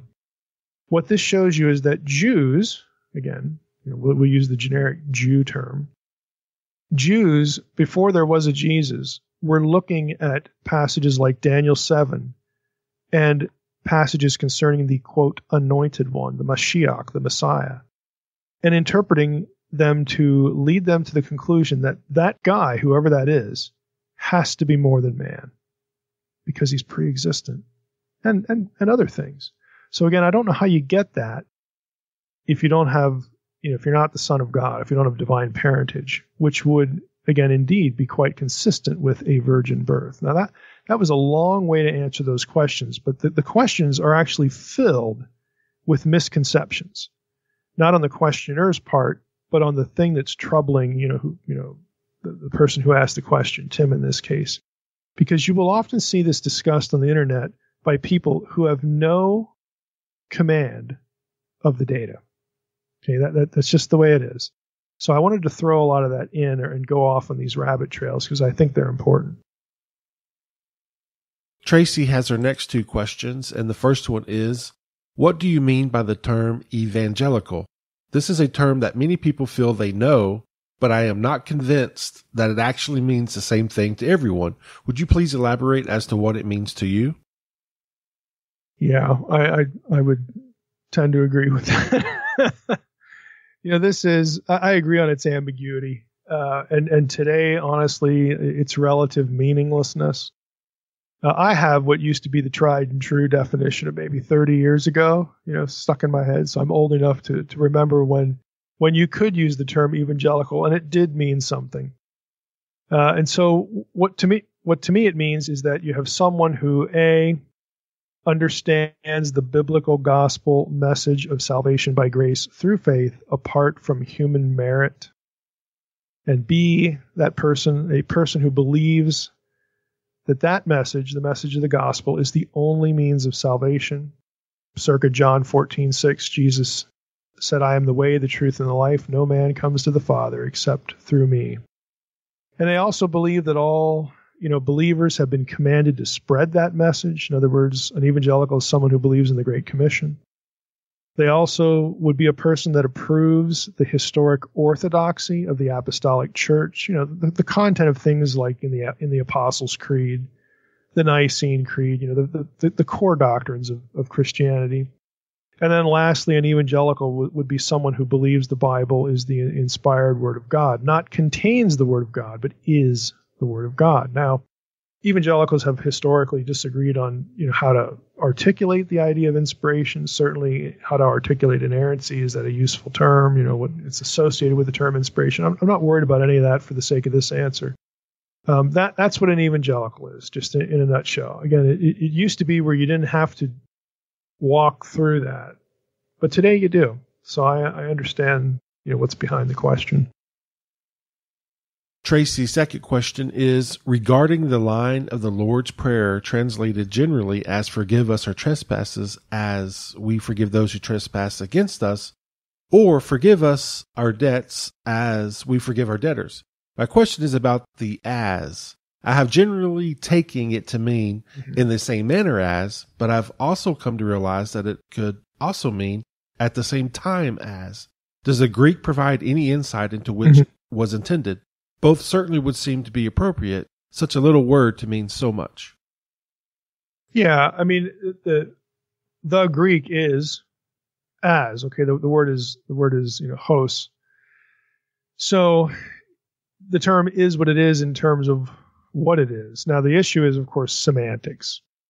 And, this is, for those of you who've had a little Greek, if you wanted to look up something like, Wallace's Greek Grammar Beyond the Basics, which is a book on Greek syntax, exegetical syntax of the New Testament. This is going to be in the chapter on conjunctions, specifically adverbial conjunctions. So if you wanted to look it up, you could. But Wallace discusses hos in terms of its semantics. What are its possible meaning? What's the range of meanings here? It's very common to take this as causal. You would translate it because of or something like that. Manner is very common, and that Tracy sort of sketched that out, the same manner as. You could also interpret hos as indicating the result of something that's preceded.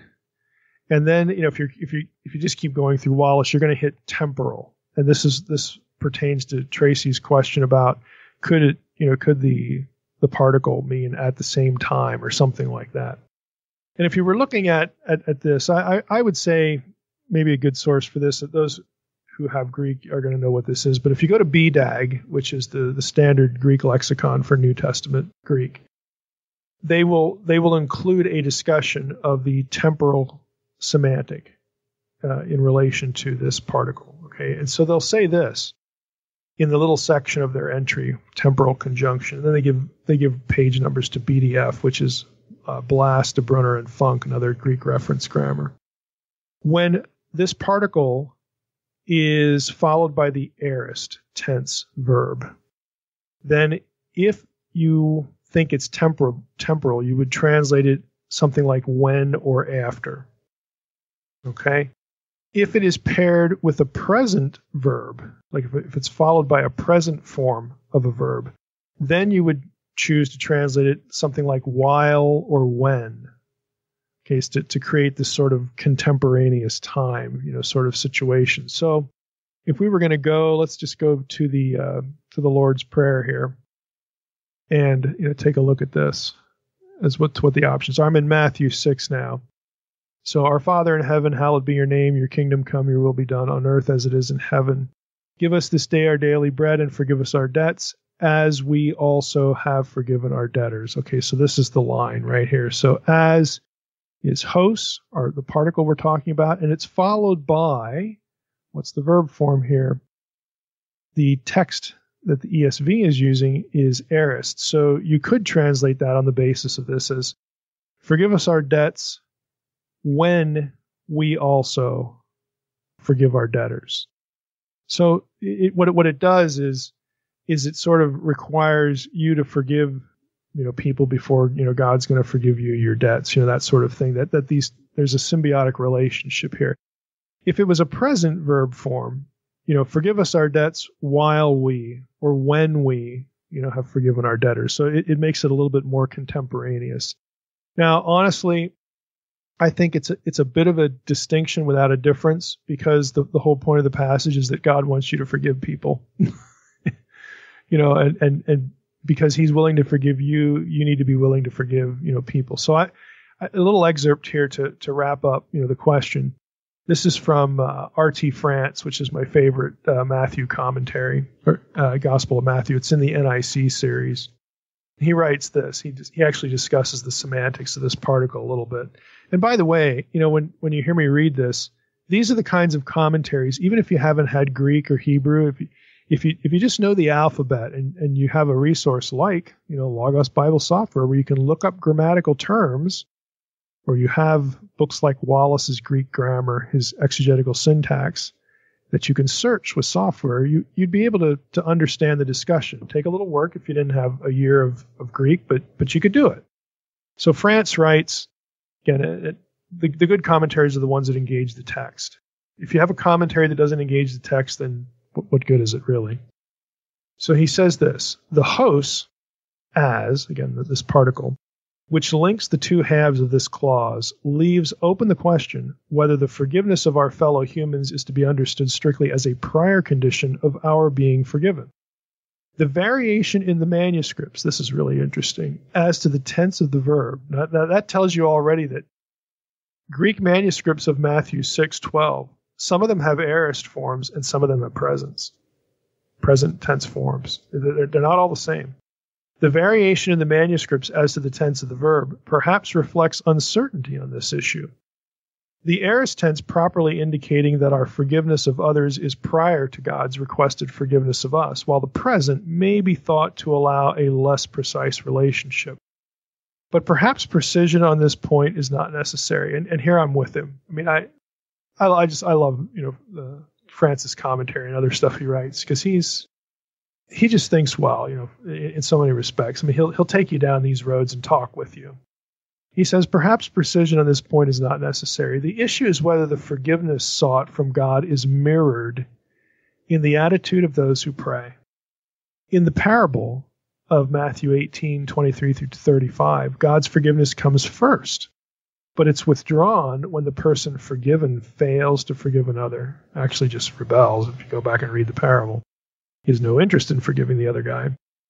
There is then, France says, something inevitably reciprocal about forgiveness. To ask to be forgiven while oneself refusing to forgive is hypocritical.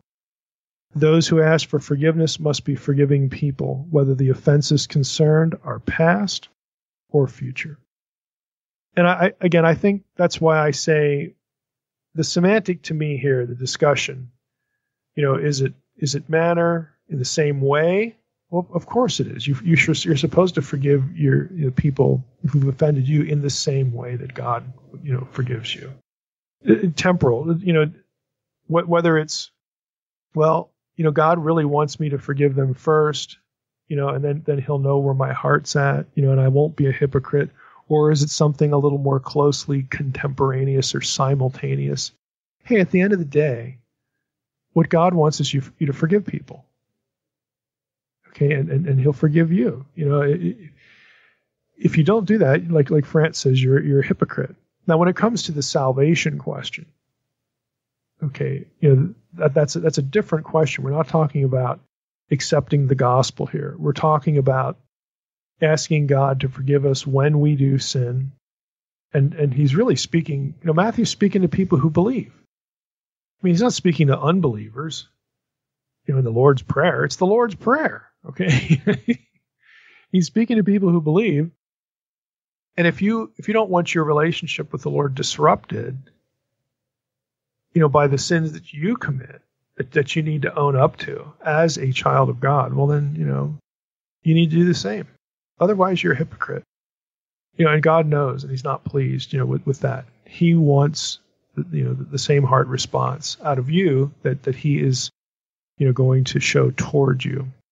So it's a good question. It really, I like this question because it takes you sort of into the granular level of the text. Once you perceive a problem, or not a problem, that's the wrong word. Once you perceive sort of an interpretive issue, should I go this way? Should I think this or that or the other way? This is good stuff, because it makes you think about what you're reading as opposed to your eyes just sort of, flying right over the text. So that was a good question, but I think at the end of the day, it's kind of a distinction without a difference. How about we just get to the questions, Mike? We stink at the other stuff, Sounds so good. let's just get to the Bible stuff. We're good at. All right, this one's from Philip, and Philip has a question about one word, law. In John 10:34, Jesus says, "Is it not written in your law, I have said you are gods?" Why does Jesus refer to the book of Psalms under the category of law? I looked at the word, and it can mean custom, or the Pentateuch, or the Old Testament in general, none of them really fit a book like Psalms.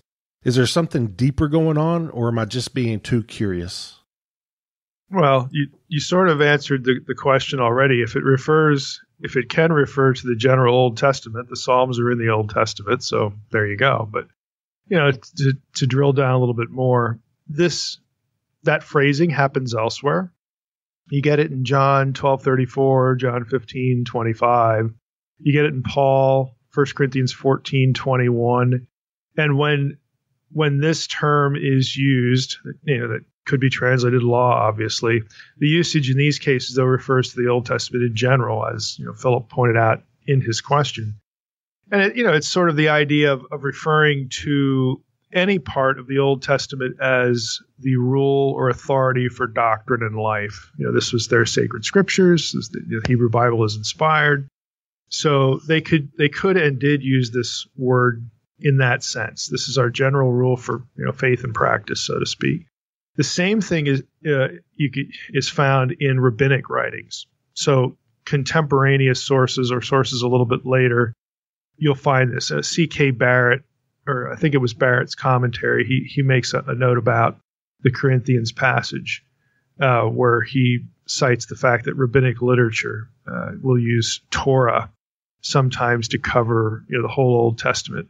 I looked this up in TDNT, the Theological Dictionary of the New Testament, because I wanted to see what they said about the term. You usually get really long articles in that thing. So I'll just quote a little portion from TDNT. It says that it makes the note that Paul likes to associate a verse or an idea from the Torah together with, like he combines that with a passage from the prophets.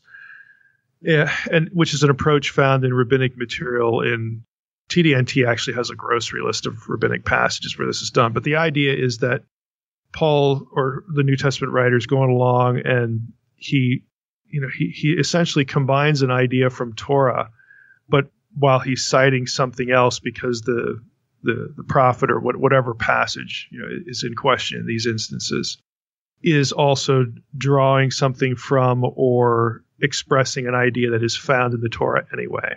So, in this case, in Psalm 82, it's a pretty clear reference. You're not going to find, ye are gods in the Torah. Okay? So it's a little bit different, but the practice of generally using the term law to refer to other parts of the Old Testament, because all of the Old Testament was instruction, which is what Torah means. Okay, instruction and binding. It had authority for doctrine and practice.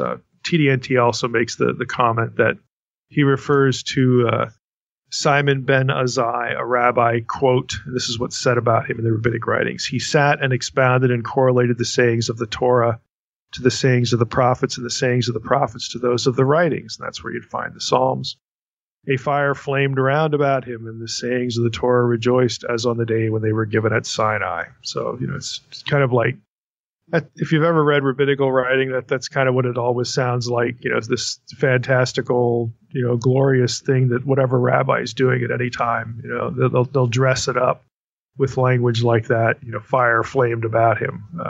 Pardon my skepticism there, but anyway, they want to sort of not only glorify their teachers, in their history, in the rabbinic writings, but in this case, they actually make a helpful observation that this was a common way to think. So it leaks out into the New Testament. So there's nothing odd, about it. I mean, to our ear, it's odd because we're used to, thinking law, prophets, writings, and we don't have sort of a history in terms of the way our authorities, i.e., in their case, the rabbis, would cite the Old Testament using the same terminology.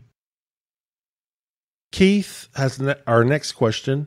I always assumed that the Lord's Prayer on earth as it is in heaven meant that the Lord's will was done in heaven, but that human rebellion on earth meant that it was not achieved on earth, at least not at this time. Yet the sin of the watchers, war in heaven, and other language bucks against this understanding. What is the proper understanding? Yeah, I think we have a little bit of a conflation here. When I hear sin of the watchers, I think of Genesis 6, and there's no war in heaven described with respect to the Genesis 6 event. I mean, there is a transgression, but my point is you don't get the war in heaven language there. But setting that aside, the Lord's Prayer expresses the desire that God's will be done on earth as it is in heaven. So it's pretty clear in that respect. The idea is that God, the prayer expresses the desire that God be king on the earth as he is in heaven. It's a prayer that expresses a wish, looking forward to that day. And, obviously rebellion is what has led to the disconnect and impedes that vision, from being accomplished, at least at the present time. But rebellion doesn't and won't prevent it. Okay, hence the prayer, just expressing the desire. There's no sense in the passage that it's not going to happen. It just expresses the desire of the heart that it will happen, soon. It's a wish, it's a prayer, it's a desire. So I think the meaning of it generally is pretty clear, but I don't see anything really having to do with the watchers in, the language here or in the circumstances that the rule of God is being impeded. I don't see anything specific. In other words, that goes back to that episode. Derek has our next question. What is the reason that Deuteronomy 27:5 has the Israelites being instructed to build an altar without using an iron tool? I see where Exodus 20:25 states that altars will not be made of hewn stone because stones are made profane or polluted when hewn. Commentaries mostly skip over the reasoning, though some suggest it might lead to accidental idolatry. The Watchers passing technology to man came to my mind and wondered what Dr. Heiser's thoughts were on the prohibition.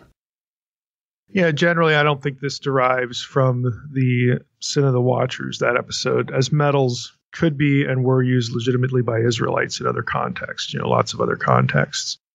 It's an interesting verse, though. The altar, Deuteronomy 27:5 has this instruction where the altar is to be built from stones unhewn, just stones in their natural state.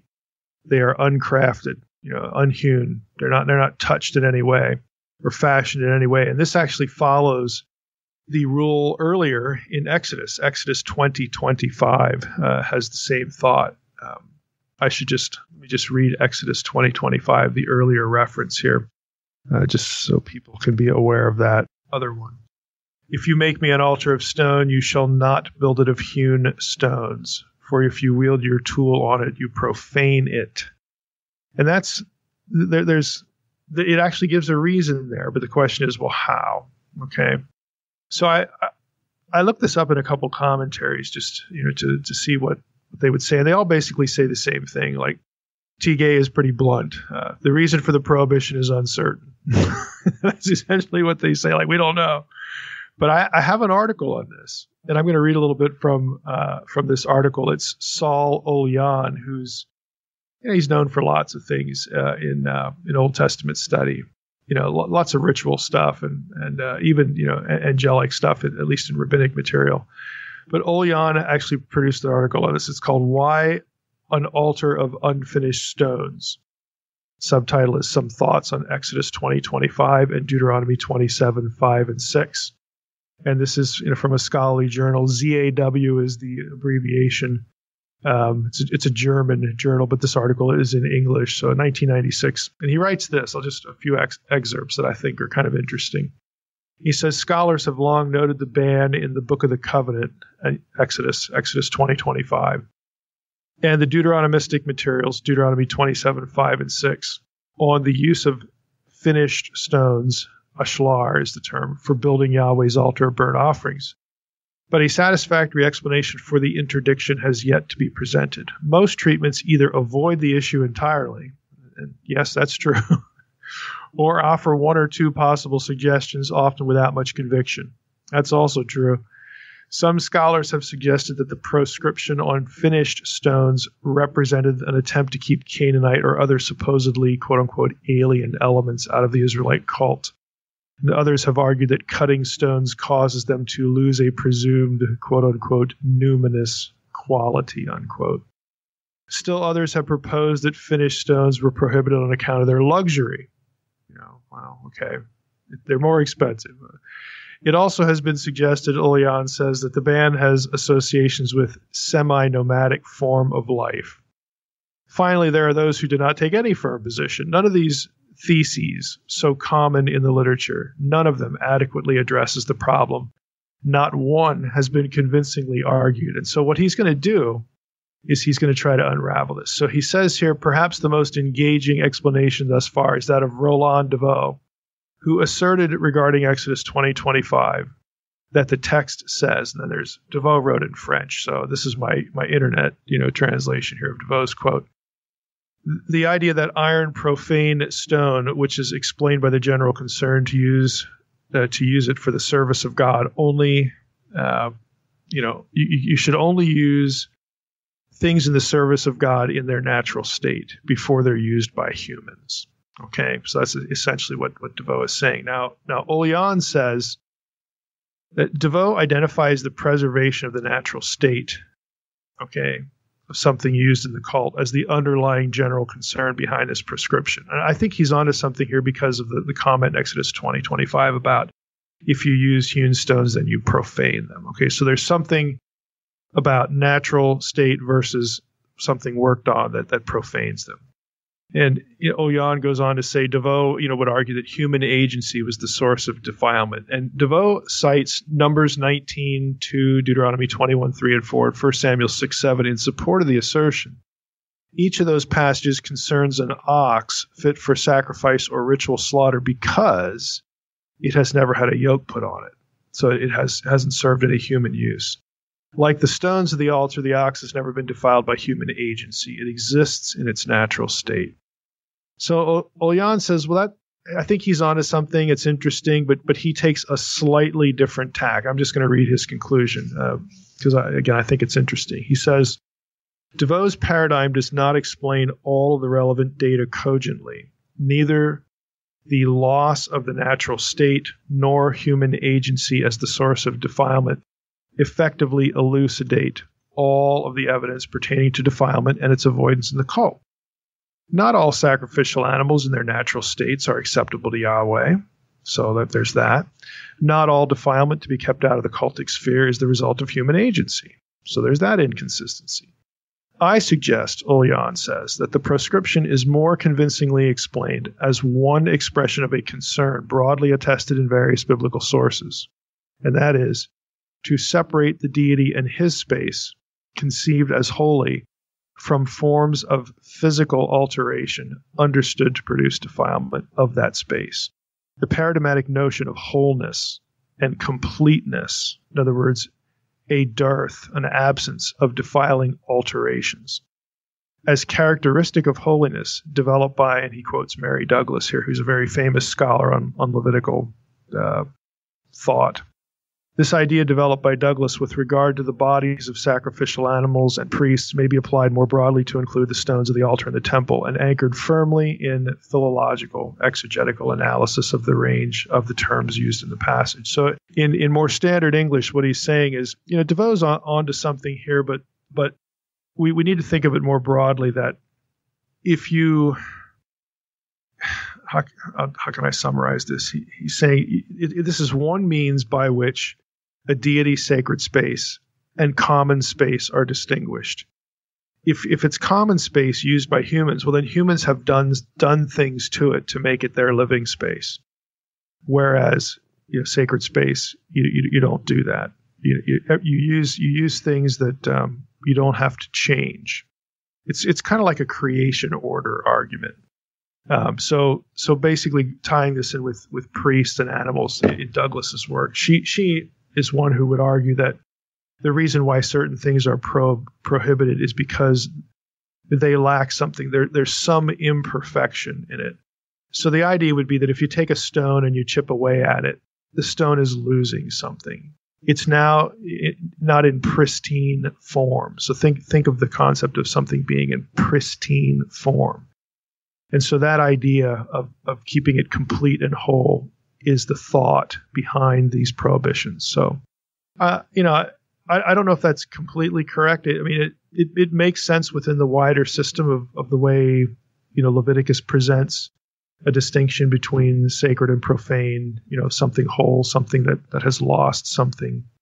Those are broad principles that work throughout the Levitical, system.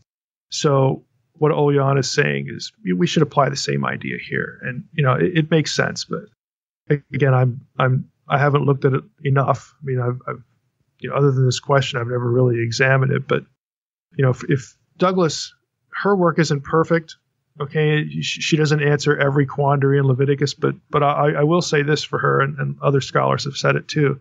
She answers most of them.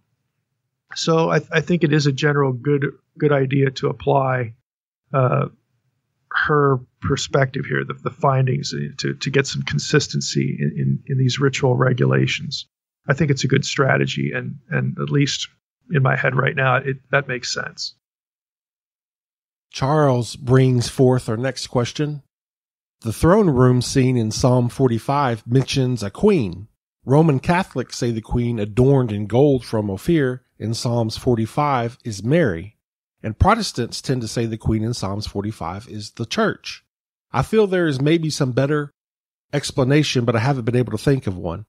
This is a throne room scene. Is there any divine council theology that has a better answer? Yeah, I don't think there's anything specific divine council-wise in here. So that's the easy part. The normative word for queen in the Hebrew Bible, malkah, it's used 35 times, is not in this passage. In 45:9, we have shegal. It's used twice in the Hebrew Bible. The other time is in Nehemiah 2:6. So the question is there any significance to this term as opposed to using the normal term for queen? Well, Halot, and again, it's a Hebrew lexicon, has the term being drawn from Akkadian, sha'akali, shegal, sha'akali. Later Hebrew uses the plural of shegal to denote women who sleep around. So some scholars actually speculate the term denotes the king's consort, or maybe a wife-to-be, but somebody who's not actually the queen. Maybe it's a woman he's already slept with. Now, you could use sort of Esther here as an example. Esther, if you read Esther 1, closely, she moves from the place where the virgins are kept, and then she has her night with the king, and then she's put in a different place where the concubines are. Okay, this is just the way things were done in the ancient Near East. This is how kings approached, women. So, if we want to think, well, this is David in Psalm 45, David wouldn't do that. Well, let's try to remember Bathsheba. Let's try to remember David's non-refusal of taking Saul's wives. And of course, David's taking multiple wives of his own choice. All that is to say, if you want this to be Mary or the church, this is going to get pretty messy. It's a good example of trying to force an Old Testament passage to do both Catholic and Protestant theology. Okay, let's try to not do that. Because it's very easy to pull one point out of a passage and say, oh, look, that's Mary. Oh, no, it isn't. It's the church. The church is the bride. Well, if you actually sort of put it back into its own world, things can get pretty messy pretty quickly. So let's try not to do that. Now, I would recommend, my go-to resource on Psalms has become Golden Gaze 3 volumes, but they're technical, but they're just quite good. So I'm going to refer to him here. Golden Gay notes that to this point in Psalm 45, if you're reading through the Psalm, the marriage has not yet occurred. So it may refer, that this woman here in the picture may refer to the potential bride who is not yet the queen, in which case we wouldn't have a queen. Okay, obviously, if they're not married yet, the king has to marry you to be the queen. Okay, they're not married yet, so we don't have a queen. Now, Golden Gay translates the term shegal as great princess, and the context makes sense in that regard. Here's what he writes. He says, so far there's been no mention of a wedding. There's no need to interpret verses 8 and 9 as relating distinctly to a wedding scene. The great princess, and he has /queen, okay, because there is, in his mind, there is a queen in the picture. Just bear with me here. The great princess /queen is probably not the bride, but the queen mother, who will now address the bride in verses 10 through 13. So if you're listening, what you need to do is look at Psalm 45. And the presumed reference to the queen, even though we don't have the normal word for queen, is in verse 9. And what Golden Gate is saying, well, that's not actually the queen. That's a different woman. It's the woman who's going to be the bride. And then this woman gets addressed in verses 10 through 13 by somebody else. And Golden Gate thinks it's the Queen Mother because of what's said in verses 10 through 13. Now, if you read it that way, I'll admit it does make sense, even though we don't have anything explicitly in that regard. Golden Gate, again, this is a technical commentary. He wants to translate daughters of kings earlier in, I think it's verse 8. It's either verse 8 or verse 9 as singular, one daughter, due to parallelism with Shagel in the next line. Now, it is grammatically possible to do that, but it's beyond the scope of this podcast to get into ancient Semitic morphology, okay, and why Golden Gate could have a point there. My point for this episode is that what this all means is that it's far from certain that we have a queen, a king's wife, because if it's the Queen Mother, it'd be his mom, all right? It's far from certain that we have a queen in the Shagel of Psalm 45:9. So it's pretty unwise to build theology on it, on a thing that you don't know is even there. Now, personally, I don't think it's pretty obvious. I'm not with the Catholics here, because Psalm 45 is not about Mary. It's not about Catholicism. We don't even know if we have a queen there, for one thing.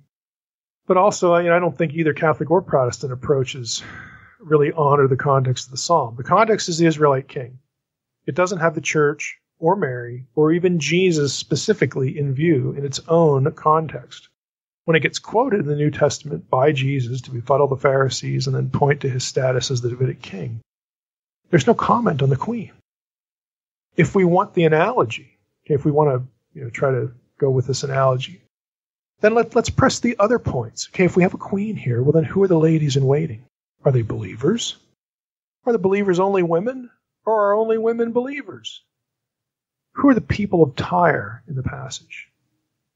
Then we can always loop back to the messiness of kings and the women they want to marry, or who are just consorts, or what's their status in the harem. Again, it is very unwise to make this passage do Mary theology or do church theology. So hopefully that's sufficient, again, for the sake of this episode. Christopher has a question about the King James Version reading of John 3:13, where it has, Son of Man who is in heaven. 1, is it possible this is the correct reading? And 2, if so, is this a reference to the Son of Man of Daniel 7? Well, I think it certainly could be a reference to the Son of Man in Daniel 7, regardless of, how do I want to say this? You could have the Son of Man in Daniel 7 referenced regardless of whether you accept the phrase Son of Man who is in heaven or just take the shorter version of that. Now that's going to sound pretty odd, but I'll try and explain. Let me just read what Metzger says on this verse in his textual commentary, because he was one of the editors of the United Bible Society Greek New Testament. He says, on the one hand, a minority of the committee preferred the reading, in the Greek, it's just anthropou haon ento uranu, which basically means you have the word man, anthropou, the one who is in heaven, the Son of Man in heaven, right? So a minority of the committee preferred that reading, arguing that, number one, if the short reading, again, just Son of Man, supported almost exclusively by Egyptian witnesses were original, there is no discernible motive that would have prompted copyists to add the words, the one who is in heaven, resulting in a most difficult saying. And he adds here in parentheses, the statement in 1:18 not being parallel, that's John 1:18, would scarcely have prompted the addition. Secondly, Metzger says the diversity of readings implies, the fact that you have different readings, implies that the expression, the Son of Man, the one who is in heaven, having been found objectionable or superfluous in the context, was modified either by omitting the participial clause, blah, blah, blah, blah, blah. What you have here in English is that, look, if you go to John 3:13, I'm just going to go there. We'll see what ESV has. See what ESV does with this. Here it says, no one has ascended into heaven except the one who descended from heaven, the Son of Man. Then it has a footnote.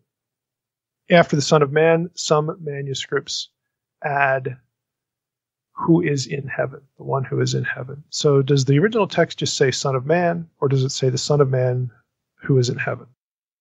So you have to make a choice. And so what Metzger's saying is, to add it makes it kind of difficult. So why would anyone have added? Usually what scribes tend to do is they tend to take a difficult, passage and try to simplify it, for readers. Okay, well, sure. And the other side would say, well, the more difficult reading is often therefore the correct one. So this is how the two sides go back and forth. The honest answer is it could be either.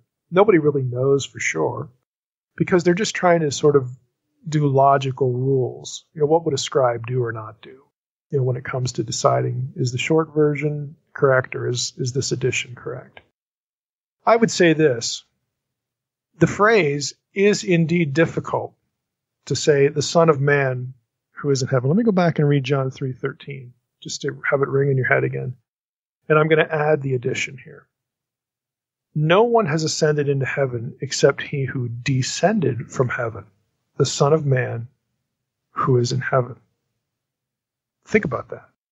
Do it again. No one has ascended into heaven except he who descended from heaven, the Son of Man who is in heaven. Well, it doesn't make much sense. The addition, the longer version, doesn't make a whole lot of sense. Why? Because the Son of Man Jesus is talking about is himself, and he's on earth, not in heaven. So why would he be talking still about a Son of Man who is in heaven? If it's him, he's not in heaven anymore. He's on earth. Either way, since you have the phrase Son of Man, I think that you can loop Daniel 7 into this because Jesus is applying this to himself. And you'll see this in other passages. Again, I don't think every reference to Son of Man, is pointing to Daniel 7, really far from it. But I think there are occasionally, passages where the phrase is used that it does. So to add this phrase, or to argue that it's original, I mean, some people would say, well, it's definitely original because it's kind of weird. It's difficult. One of the cardinal rules among textual critics is that the more difficult reading is the one to be preferred because scribes would tend to simplify. Okay, well, that's a rule that you just made up. I mean, it's a reasonable rule, but it doesn't make us omniscient. Like it's not the law of the Medes and the Persians. I mean, ultimately, we don't really know. But again, what I will say is that it really is kind of odd to be there. So my thinking is, I would lean toward the side that it was added. Again, even though that violates sort of the cardinal ideas of textual criticism, you just made it more difficult. Well, maybe somebody's trying to more explicitly link the phrase to Daniel 7. They felt some urge to do that. Who knows? I don't know. But to me, the whole thing just doesn't make much sense because if it's applied to Jesus, and I think it is there in context, then Son of Man's not in heaven anyway. Now, I would say no matter which one you pick, the idea of Jesus' preexistence is certainly not harmed because the preexistence of Jesus is taught in a number of passages, not just this one. So I don't think we need to worry about that, theologically. That idea theologically does not derive from John 3:13. So the short answer is, yeah, it's possible. But again, I think it's kind of clunky to have it there just because the Son of Man, Jesus, is on earth. He ain't in heaven anymore when this line is uttered. Gloria in Toledo, Ohio, has a question, and it is, how does one pray in light of the Deuteronomy worldview? How does one pray for the unsaved in light of free will? Regarding binding and releasing, Matthew 18 does not talk about prayer, and yet I hear this frequently. Can you bind spirits for other people?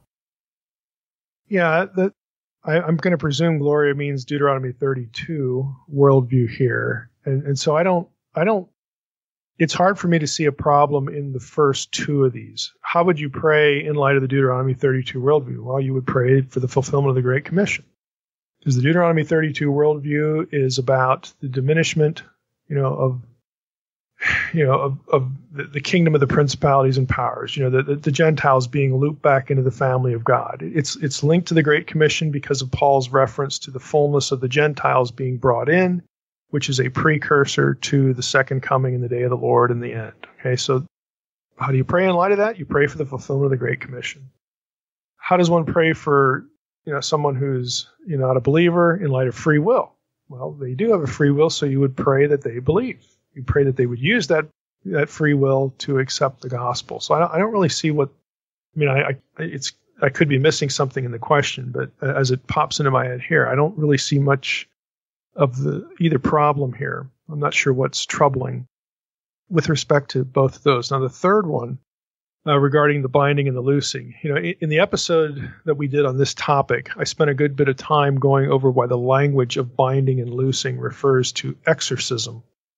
When demons are exorcised, they are, of course, in other people. They're not in the exorcist. So if the question is, when she asks, can you bind spirits for other people? If the reference is to what the passage actually means, what the phrase actually means, can you exorcise demons from other people? Well, the answer would obviously be yes. This is what happens in the New Testament. And that, of course, isn't unique even in the modern world. So if that's what it means, again, that's pretty easy. But what I sense here is that this binding and loosing idea is often associated with, not with exorcism, but with other things. Sort of maybe the question is coming from the world of deliverance ministries, which is ironic. I did an interview yesterday where the two guys interviewing me had come out of a deliverance ministry, and this is exactly what they wanted to talk about. That, again, to sort of loosely quote them, they came from a tradition that basically all of your problems, your sins, the things going bad in your life, there's a demon behind every one of them. So there's a demon of lust. There's a demon of, depression. There's a demon of, just behind the coronavirus or not having a job or, all these things that sort of people can be afflicted by, the things that cause them concern in life. There was in their tradition, there was sort of a demonic reason for all of it. And I asked them, is there a demon of incompetence? And I didn't mean that as a joke. I was serious about it, because my follow-up question is, do we ever get to make a mistake and be accountable for it? And I use that as a segue to getting into my own feeling is that when we blame our sins and our failure to trust God on demons, we dismiss our own responsibility and we turn ourselves into victims. And that is not the New Testament portrayal of either sin or the struggle of the Christian life. You don't have passages that link specific demons to specific sins. You just don't. In the New Testament, you have quite the opposite. And I'm going to, let's see here. The easy path here would be to quote a little bit from my Demons book, but I'm going to just try to summarize this. For instance, there are New Testament warnings about, giving opportunity to the devil, Ephesians 4:27, practicing sin over and over again. Practicing sin is of the devil, 1 John 3:8. There are these kinds of verses, but there are lots of verses that link the struggles, with sin and otherwise, to ourselves. There's a whole New Testament theology about the flesh versus the spirit for believers. For Paul, for James chapter 1. Just look at James, chapter 1. That I might as well just go and read it so that people can have this in their heads. In James chapter 1, he writes this. Let's see here. There it is. James chapter 1, verse 12. Let's start there. Blessed is the man who remains steadfast under trial, for when he has stood the test, he will receive the crown of life, which God has promised to those who love him. Let no one say when he is tempted, I am being tempted by God. For God cannot be tempted with evil, and he himself tempts no one. But each person is tempted when he is lured and enticed by his own desire. Then desire, when it has conceived, gives birth to sin, and sin, when it is fully grown, brings forth death. The passage doesn't say each person is tempted when he's lured away by the demon of fill in the blank. You don't have this in New Testament theology. In Romans 7, you have Paul struggling with his own flesh. Peter writes about his own struggle with the struggle between fleshly lusts which war against the soul. And the reason is in New Testament theology, we are redeemed people who are trapped in unredeemed bodies. Okay, we are subject, to the temptations and weaknesses of life, of our flesh. That's where New Testament theology comes in. So I have a real problem, with ministries that want to link behaviors and failures that we should just, own up to and take responsibility for. They want to link that to a demon because that makes you a victim. It makes you not responsible. You're just a helpless victim. No, you're not.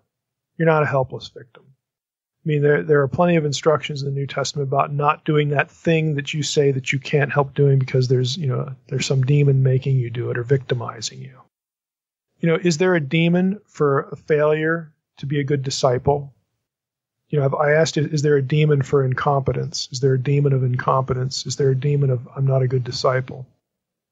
These are serious questions that I don't see getting asked in certain Christian contexts that I think need to be asked. And so I bring all this up because I don't know that this is behind the question, but I suspect that it is, because if it's just, if binding and loosing refers to exorcism, which I believe it does, again, we spent a whole episode on that. I think that's abundantly demonstrable. Then yeah, that is a problem that we can address that to help other people. So I don't think that this refers to specific demonic forces behind things that we're doing and shouldn't be doing or struggles we have. Now, that is not to say that there's no input from the spiritual world, because you do have these passages about, again, giving place to the devil and being tempted, by the devil to do this or that. I mean, there's a role to play there because we're conscious beings. We have, the spirit world, as conscious beings. I mean, there's some relationship there, but to sort of use that relationship to cancel out what are really dozens of passages in the New Testament about personal discipleship and personal responsibility, to me, is really theologically aberrant and frankly unwarranted and really, really unwise. Yeah. So thanks for that, Trey. Yeah, thanks for that softball that I. Speaking of conspiracies, I forgot to ask you, but last month, did you hear about that former Israeli space security chief talking about aliens? Yeah, What's I your did. Thoughts on that? Do you want my cynical thoughts or my more serious thoughts? I want both. Okay. Well, my cynical thought is he's old, he has a book to sell, and probably needs money to put his grandkids through college. Okay. My more serious thoughts is if he is of sound mind, I'm betting that he has run across data and, maybe anecdotes, within government documents and stuff. Kind of like Gary McKinnon found. He's the UK hacker that hacked into the Pentagon, years ago, for proof of something going on in space, like a secret space program. That's my guess. In other words, he's misinterpreting the data that he has access to, and he's assuming that it's about aliens when it's actually not. This is the bucket I file in these STS videos and space station videos of things flying around in Earth's upper atmosphere that shouldn't be there. I think we've been in space for a long time, and I'm not talking about NASA. I'm talking about the military industrial complex. I can't get the Wernher von Braun quote out of my head when I see stuff like this. And that, I don't even know, here we are in the Naked Bible podcast talking about UFO stuff, but yeah, it's a first. Von Braun, of course, came After over 6 here. years, we earned the right. All right, we've earned the right. Von Braun came over here in Operation Paperclip. He was an SS officer and a Nazi, and right. Head of the U.S. rocketry program, host of Walt Disney's World of Tomorrow. I remember seeing him on TV as a kid. And the number 3 person at NASA, and he was in the SS, But toward the end of his life, supposedly, von Braun became a Christian. There are these stories, but he had his personal secretary toward the end of his life was a woman named Carol Rosen, who's still alive. And sort of a deathbed confession on von Braun's part. He told her that basically, well, here's what's going to happen. Here's the plan. First it was the Russians justifying, military buildup. Think of the Cold War here. And next it's going to be, asteroids and meteors. We need to, have certain exotic weapons, to fix that problem. And then it's going to be the climate, the environment. And last of all, von Braun said it's going to be aliens. And his famous quote is, "It's all a lie." Now, Carol Rosen believes that when von Braun said that, he meant to say that it's a lie that the aliens are bad guys. They're good guys and we shouldn't be shooting at them. But I think what von Braun meant is the whole thing. These are all cover justifications to weaponize space.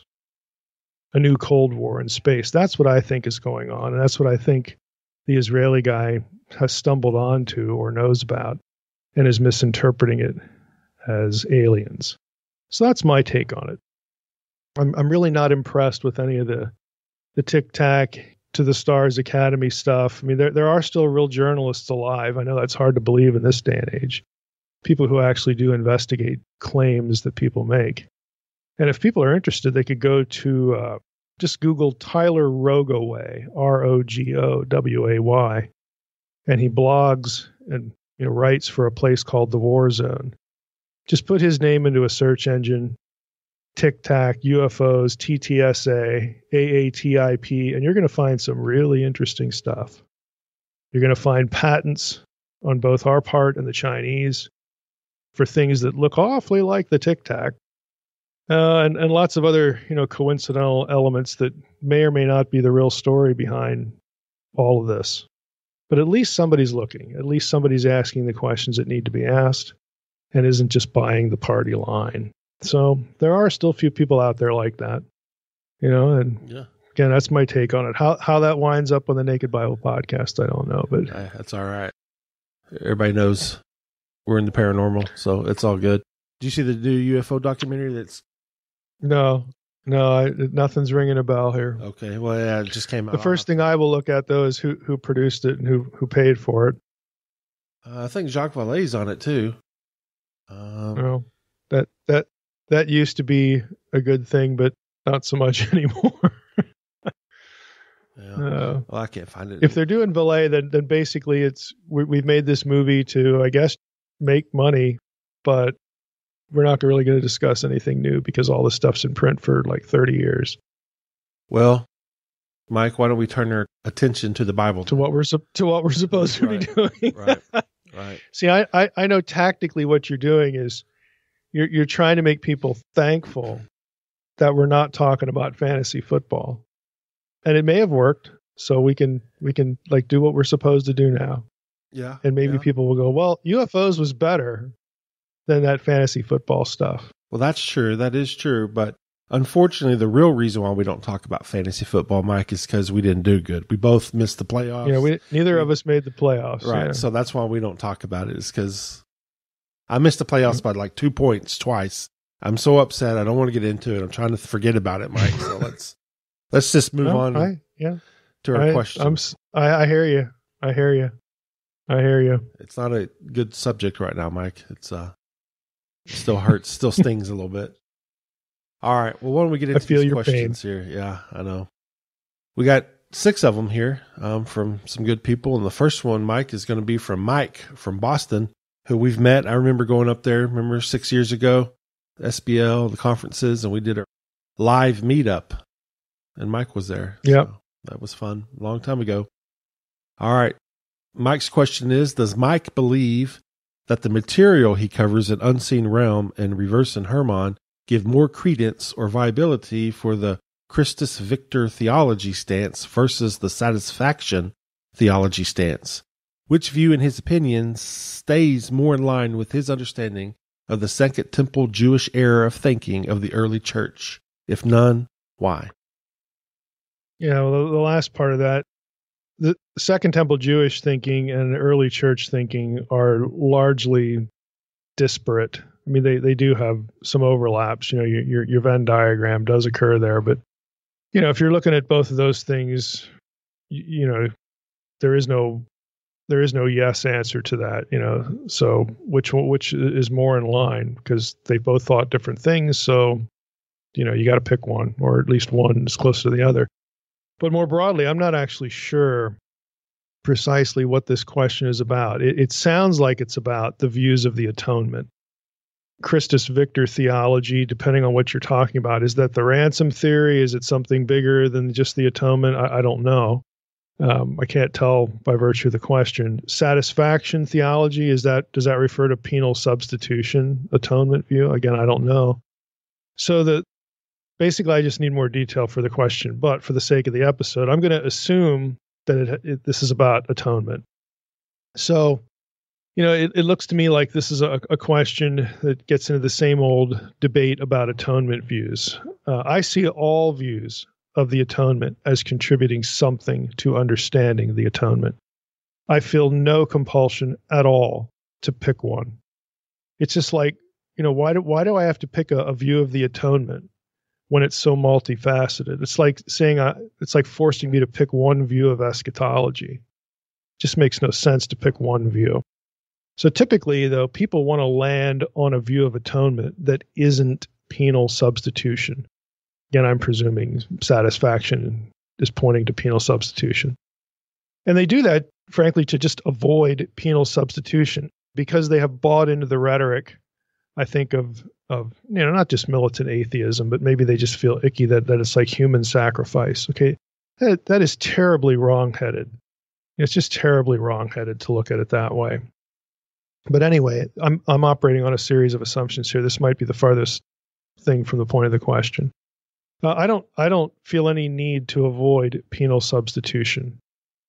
Substitution, you know, really can't be divorced from the atonement, but that isn't the only way to think about the atonement. I mean, all the other views contribute something. So if you're interested in this, and I am hitting the mark here, again, I'm just guessing here about atonement, I would recommend reading the short, it's actually really short, it's like 100 pages, but really good book by Simon Gathercole, Defending Penal Substitution. It's excellent. Gathercole is a seasoned New Testament scholar. Again, he's not going to argue that this is the only way to see things, but it is quite wrong to say that the atonement can and should be understood without penal substitution as an element. Dorn wants to know about how what Mary of Bethany in John 12:1-7, and the sinner woman in Luke 7:36-50 did with their hair relate to the idea in 1 Corinthians 11 that a woman's hair is essentially genitalia, or a sexual organ. Yeah, for listeners to whom this sounds utterly bizarre, I'm trying to remember the episode number now, but if you go to Google and put in nakedbiblepodcast.com and put in head covering, you're going to find an episode we did on 1 Corinthians 11 with the head covering. That's the broader context for this question. Now, getting to the question, I don't think these passages have anything to do with the idea that I talked about in 1 Corinthians 11. I also don't think the gospel writers would have had that idea in view in these passages at all. And the reason is simple. In 1 Corinthians 11, Paul is writing to Gentiles and is referencing Greco-Roman medical texts. In Greco-Roman medical texts, again, if people go back and listen to that episode on 1 Corinthians 11, and I do recommend not having kids around when you listen to that. In Greco-Roman medical texts, a woman's hair was viewed as as an element of the fecundity process. You know, the longer your hair was, the more able, or the more apt you are to get pregnant, because they believed that the long hair, drew the semen up into the woman's womb, and then, you know, the results ensued. You know, she'd get pregnant. People like Hippocrates, which is a name we're familiar with even today, they wrote about this. This was their view. So I think Paul is referencing. And the point of the episode is that some of the vocabulary in 1 Corinthians 11, you know, can be looked at this way. I think what Paul is doing there to a Gentile audience is drawing on Greco-Roman medical texts and throwing that into the mix about his discussion of the parabolaion, the head covering again. And the point of what he's doing is modesty, and again, there's this line about because of the angels, and we talk about how that harkens back to the Watcher story and the sexual transgression. Don't flaunt your sexuality, be modest, be loyal to your husband. This is what Paul's getting at, and this is a vehicle by which to have that discussion. I don't think any of that is in view in these gospel passages because they're not writing to Gentiles. This isn't the Jewish view. This is the Greco-Roman medical text view, a view, common in among, pagans, if you will, but, Greco-Roman stuff. Now, I think Paul, having read that stuff and being familiar with it, Paul seems to have adopted, the same thinking, but there's no, there's no vocabulary or there's no, there are no other clues in these other gospel passages that Jesus is, for instance, being solicited. It's very evident in the context that he's not. They're repentant, whoever these women are, and so on and so forth. There's nothing like this going on in those passages. The context of 1 Corinthians 11, especially to the Corinthian church, which is they had just about every problem of sexual immorality that you can think of, is quite different than the gospel passages. So I don't think there's any reason, any contextual or textual reason to look at these gospel passages in the way we would look at 1 Corinthians 11. Tom has read a lot of commentary on the Beatitudes and wonder what your definitions of them are. Yeah, I'm a little thrown off again by the wording here. I don't know what is meant by definition. A beatitude is a modern label that extends from the phrase blessed is or blessed are. So it really doesn't have or need a definition. A beatitude is a saying that emerges from these passages in the Gospels where Jesus says blessed is, blessed are. I mean, that's uncontroversial. It just sort of is what it is. However, if the question is what they mean, like what's the point of the Beatitudes, that would take a few episodes on the podcast to go through. So it's not something you can really, address in a Q&A. I would say generally, though, the Beatitudes represent, and I'm getting this line from R.T. France, I believe this is where I read it. They represent the paradoxical values of the kingdom of God. It's kind of a good phrase, and that sticks in the head. Basically, a citizen of the kingdom of God is going to look at life this way, and it's going to run quite contrary to expectations of people who are not citizens of the kingdom of God. Now, I'm going to open up France, his commentary. This is my favorite Matthew commentary, R.T. France's commentary. It's not that I agree with him on everything. I would disagree with him on certain things that we don't need to rabbit trail on here, but I really like the commentary.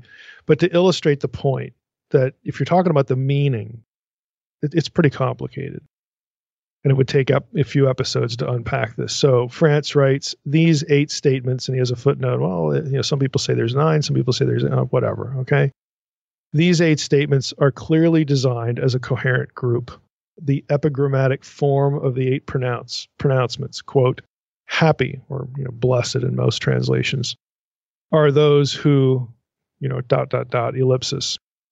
It's a quality or an activity in the present tense. Happy are those who are doing whatever, for it is they who, and then there's a future verb, who will, there will be a result. So happy are those who are presently in this state or situation or mindset, and then there's something out in the future. He says that programmatic form is repeated each time in the Beatitudes with only very minor variation.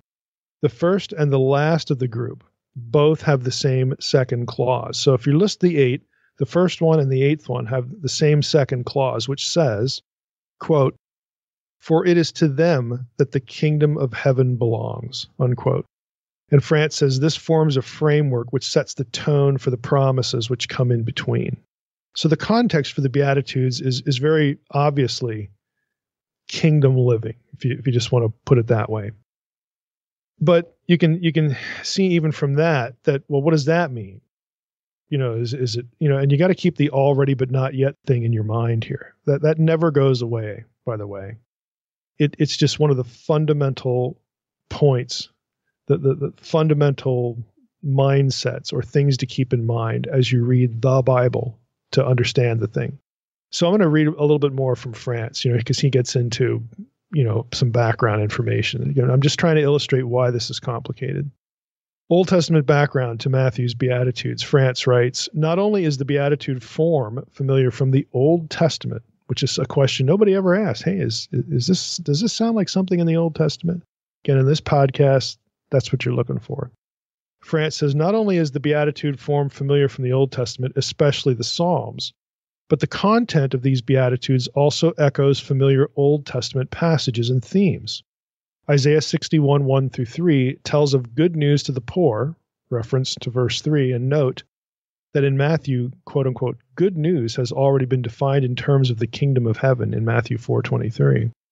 So Isaiah 61, 1 through 3 tells of good news to the poor and of the comforting of those who mourn, Isaiah 61, 4. Verse 5 reproduces the Septuagint wording of Psalm 37, 11. Verse 8 reflects the pure in heart, he's in the Beatitudes now, who seek the face of God in Psalm 24, 3 through 6. More generally, the qualities commended echo closely the character of the righteous or the meek or the poor. And those terms get used interchangeably. And these people, the meek or the poor, feature so largely in the Psalms and elsewhere as the true people of God, whom he will ultimately vindicate against the proud and the wicked who oppress them. Now, let me just break in here. The idea isn't if you don't have money, you're destined for heaven. The idea of the poor and the oppressed and the poverty-stricken in Scripture is largely due to they have been done wrong by wicked leadership, wicked governance, and ultimately the gods who govern the nations, okay, or the evil shepherds of Israel. So when you have unrighteousness done to you, God is on your side, because he doesn't like when unrighteousness is done to people. It's not that the gospel all of a sudden becomes, hey, if you're poor, you're saved. No, that isn't the point at all. The point is that if you, by virtue of something done to you unjustly, if you're in hardship or being oppressed, God sees that and he is on your side of that whole question. And this is, it's a character assessment. It's not about salvation or something like that. Anyway, back to France. He says, in other Beatitudes, while there may not be such direct verbal echoes, the teaching reflects that of the Old Testament, especially the Psalms again. For those who hunger and thirst for righteousness, look to Psalm 42, 1-2, Isaiah 55, 1-2. For the reciprocal principle of mercy to the merciful, look at Psalm 18, 25-26. For the peacemakers, there's Psalm 34, 14. However paradoxical these blessings may seem to those who view things from the world's point of view, the divine perspective of the kingdom of heaven has been well prepared for already in the psalmist's accounts of the qualities and experience of the true people of God. Note also that the comparable descriptions of those who may approach God's holy hill in Psalms 15 and Psalm 24, 3-6. So basically what he's saying is the Beatitudes have a lot of very clear Old Testament context and antecedents. France also, elsewhere in his commentary, talks about the eschatological character of the promises. So we just talked about the already now. What about the not yet? Okay. Eschatology here a little bit. He writes, a distinctive feature of the Beatitudes and of those of Luke 6, 20-22 is that they not only list the qualities commended, but they also explain that commendation by a promise appropriate to each quality. The second half of each line is important as, and indeed is the basis for, the first. All but the first and last are expressed as promises for the future. And the question is often raised whether that future is envisaged as fulfilled within the earthly sphere or whether it looks to compensation beyond this life. The third beatitude, with its echo of Psalm 37:11, raises the issue particularly acutely, quote, inherit the earth, or perhaps the land, okay? Sounds more concrete than a purely heavenly reward. Let me just break in here. Yeah, unless we're talking about the New Eden, then it's both, okay? Back to France. So are these Beatitudes speaking of benefits now in this age and not only in the age to come? That is the language Jesus uses in Mark 10:30, but we shall note that Matthew 19:28-29 avoids such an explicit dichotomy and is worded in such a way that it can be read as speaking only of heavenly reward. So you're going to get both. On the other hand, the present tense used in verses 3b and 10b, it is to them that the kingdom of heaven belongs, present tense, warns against a purely futuristic interpretation and suggests that the simple dichotomy between now and then may miss the breadth of Matthew's conception of the blessings of the kingdom of heaven. The kingdom of heaven has already arrived for Matthew 4:17. And so these are people who are already under God's beneficent rule. The advantages of being God's people can then be expected to accrue already in this life, even though the full consummation of their blessedness remains for the future. The tension between now and not yet, so familiar from much of the rest of the New Testament, thank you, Dr. France, may appropriately be seen as running also through the promises of Matthew 5:3-10. Again, this would make a good mini-series, the Beatitudes, but as far as what they mean, there's no way to adequately even get into any of that in a Q&A. It requires a lengthy treatment. So if that's the intent of the question, we just have to wait till we get into these at some future point. Our next question is from Asha, and she actually had a friend who is Muslim bring up these two questions. And the first one is, he believes that Muhammad is prophesied in Song of Songs. He said that the word beloved in Hebrew is Muhammad. He said that Christians are saying that these are different words. However, her question is, are the two words Muhammad in Arabic and beloved in Hebrew related linguistically? And second, she also said her friend asked her who is the prophet in John 1:21. He's implying that it is Muhammad. Yeah. Well, just like there's Christian Middle Earth, where there's all sorts of wacky stuff said about the Bible, there's Islamic Middle Earth too, okay, where you get wacky stuff either said about the Quran or in an apologetic appeal with respect to Islam. I hate to put it this way, but I'm just going to be blunt. This is nonsense. First, Arabic as a written language dates to a period well after the composition of the Song of Solomon or the Old Testament just generally.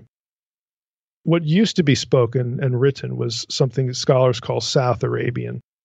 And South Arabian was contemporary with the biblical period, but classical Arabic, as in the Quran, dates to the Common Era, AD, if you will, or CE.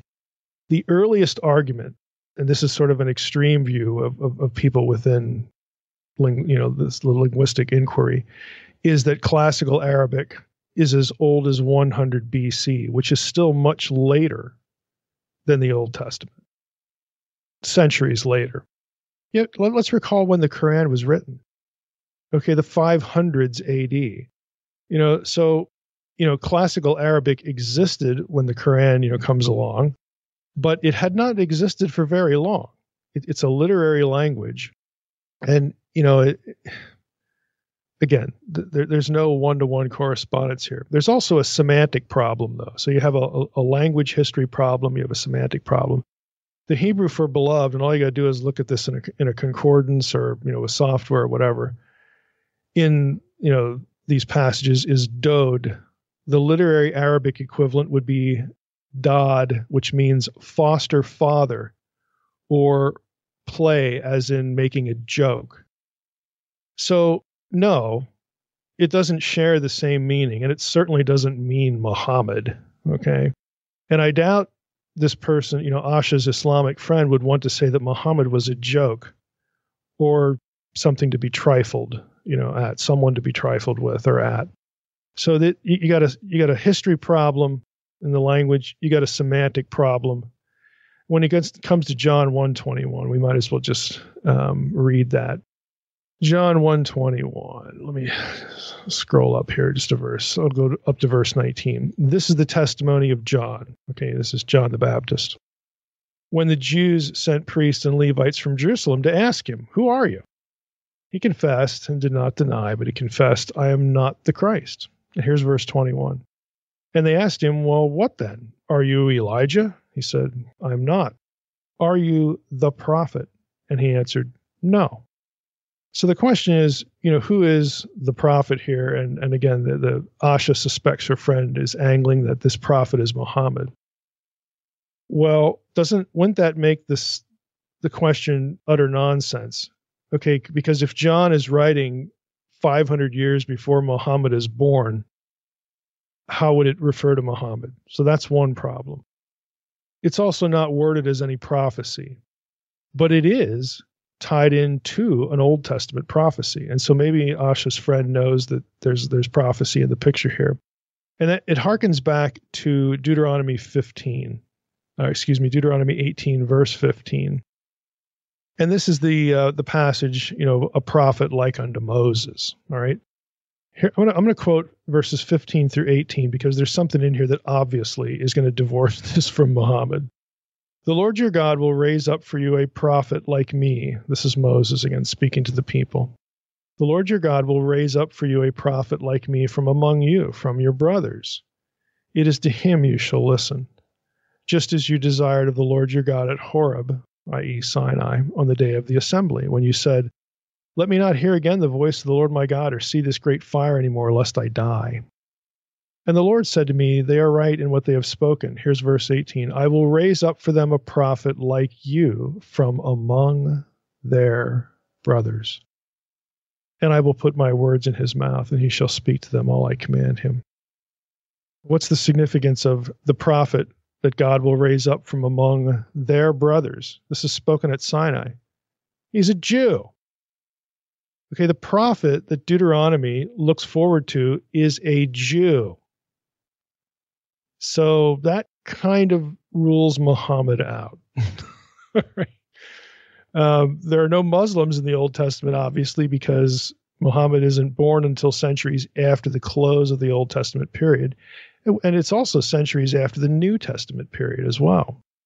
Now, immediately, of course, we know that Deuteronomy 18 is fulfilled with Joshua. Yeshua. Where have I heard that? Oh, yeah. This is the name, of course, of Jesus, Jesus, in the New Testament, and Jesus in the Septuagint. And those two things are designed, to align with each other, both historically, literarily, and just, to ring in the ear of anybody who's going to hear this, especially when Jesus starts preaching and it becomes known, who this guy is. This has nothing to do with Muhammad. It's centuries, irreconcilable. Muhammad wasn't a Jew. He's not from the tribes of Israel. I mean, it's utter nonsense. It makes no sense at all. So, no. Like I said, there's also Islamic Middle Earth along with Christian Middle Earth and just secular Middle Earth. Lots of crazy stuff on the internet that you'll run into that you can just safely ignore and disregard. Our last question here is from Josh, and his question is, the parable of the tenants in Mark 12 is directed at the Jewish ruling class, but I'm wondering if there is also a connection to Psalm 82 and the corrupt Elohim over the nations. Thematically, the parable seems to connect corrupt lesser rulers who refuse to recognize the highest ruler and are judged. Yeah, I don't believe this has any clear connection to Psalm 82 or the Deuteronomy 32 worldview. And there's sort of an obvious reason for this, but before I get to that, I mean, if you look at the passage, there's no shared vocabulary between this passage, Mark 12, I'm talking about the Septuagint here, and the relevant Old Testament passages, for Psalm 82 or Deuteronomy 32. For example, words like vineyard, the Greek words behind vineyard and tenants, they don't pop up in relevant passages relevant to the Deuteronomy 32 worldview anyway.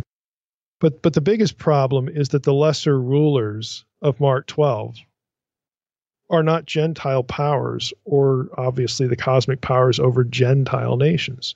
It's very clearly he's talking to the Jewish leadership. So that alone sort of disqualifies it. It's a significant disconnection. Plus you don't have anything else to go on. Now, on the other hand, thematically, this is about judging leadership, But again, it's leadership over God's people, i.e. Israel, in the gospel context. It's not leadership over the nations, but it's still judging corrupt leadership. So there's a conceptual analogy there between what Psalm 82 and what Mark 12 is talking about, but there's no textual or theological or even contextual relationship between the two, because one, again, the Deuteronomy 32 worldview is about the earthly and cosmic powers of the nations, and this is about Jewish leadership here. All right, Mike, that's it for this week. That's all the questions we have for this episode. Well, that's it. We appreciate you answering our questions and everybody sending me your questions. Again, you can send those to treystrickland@gmail.com. And we appreciate it. And with that, I want to thank everybody for listening to the Naked Bible Podcast. God bless. Thanks for listening to the Naked Bible Podcast. To support this podcast, visit www.nakedbibleblog.com. To learn more about Dr. Heiser's other websites and blogs, go to www.drmsh.com.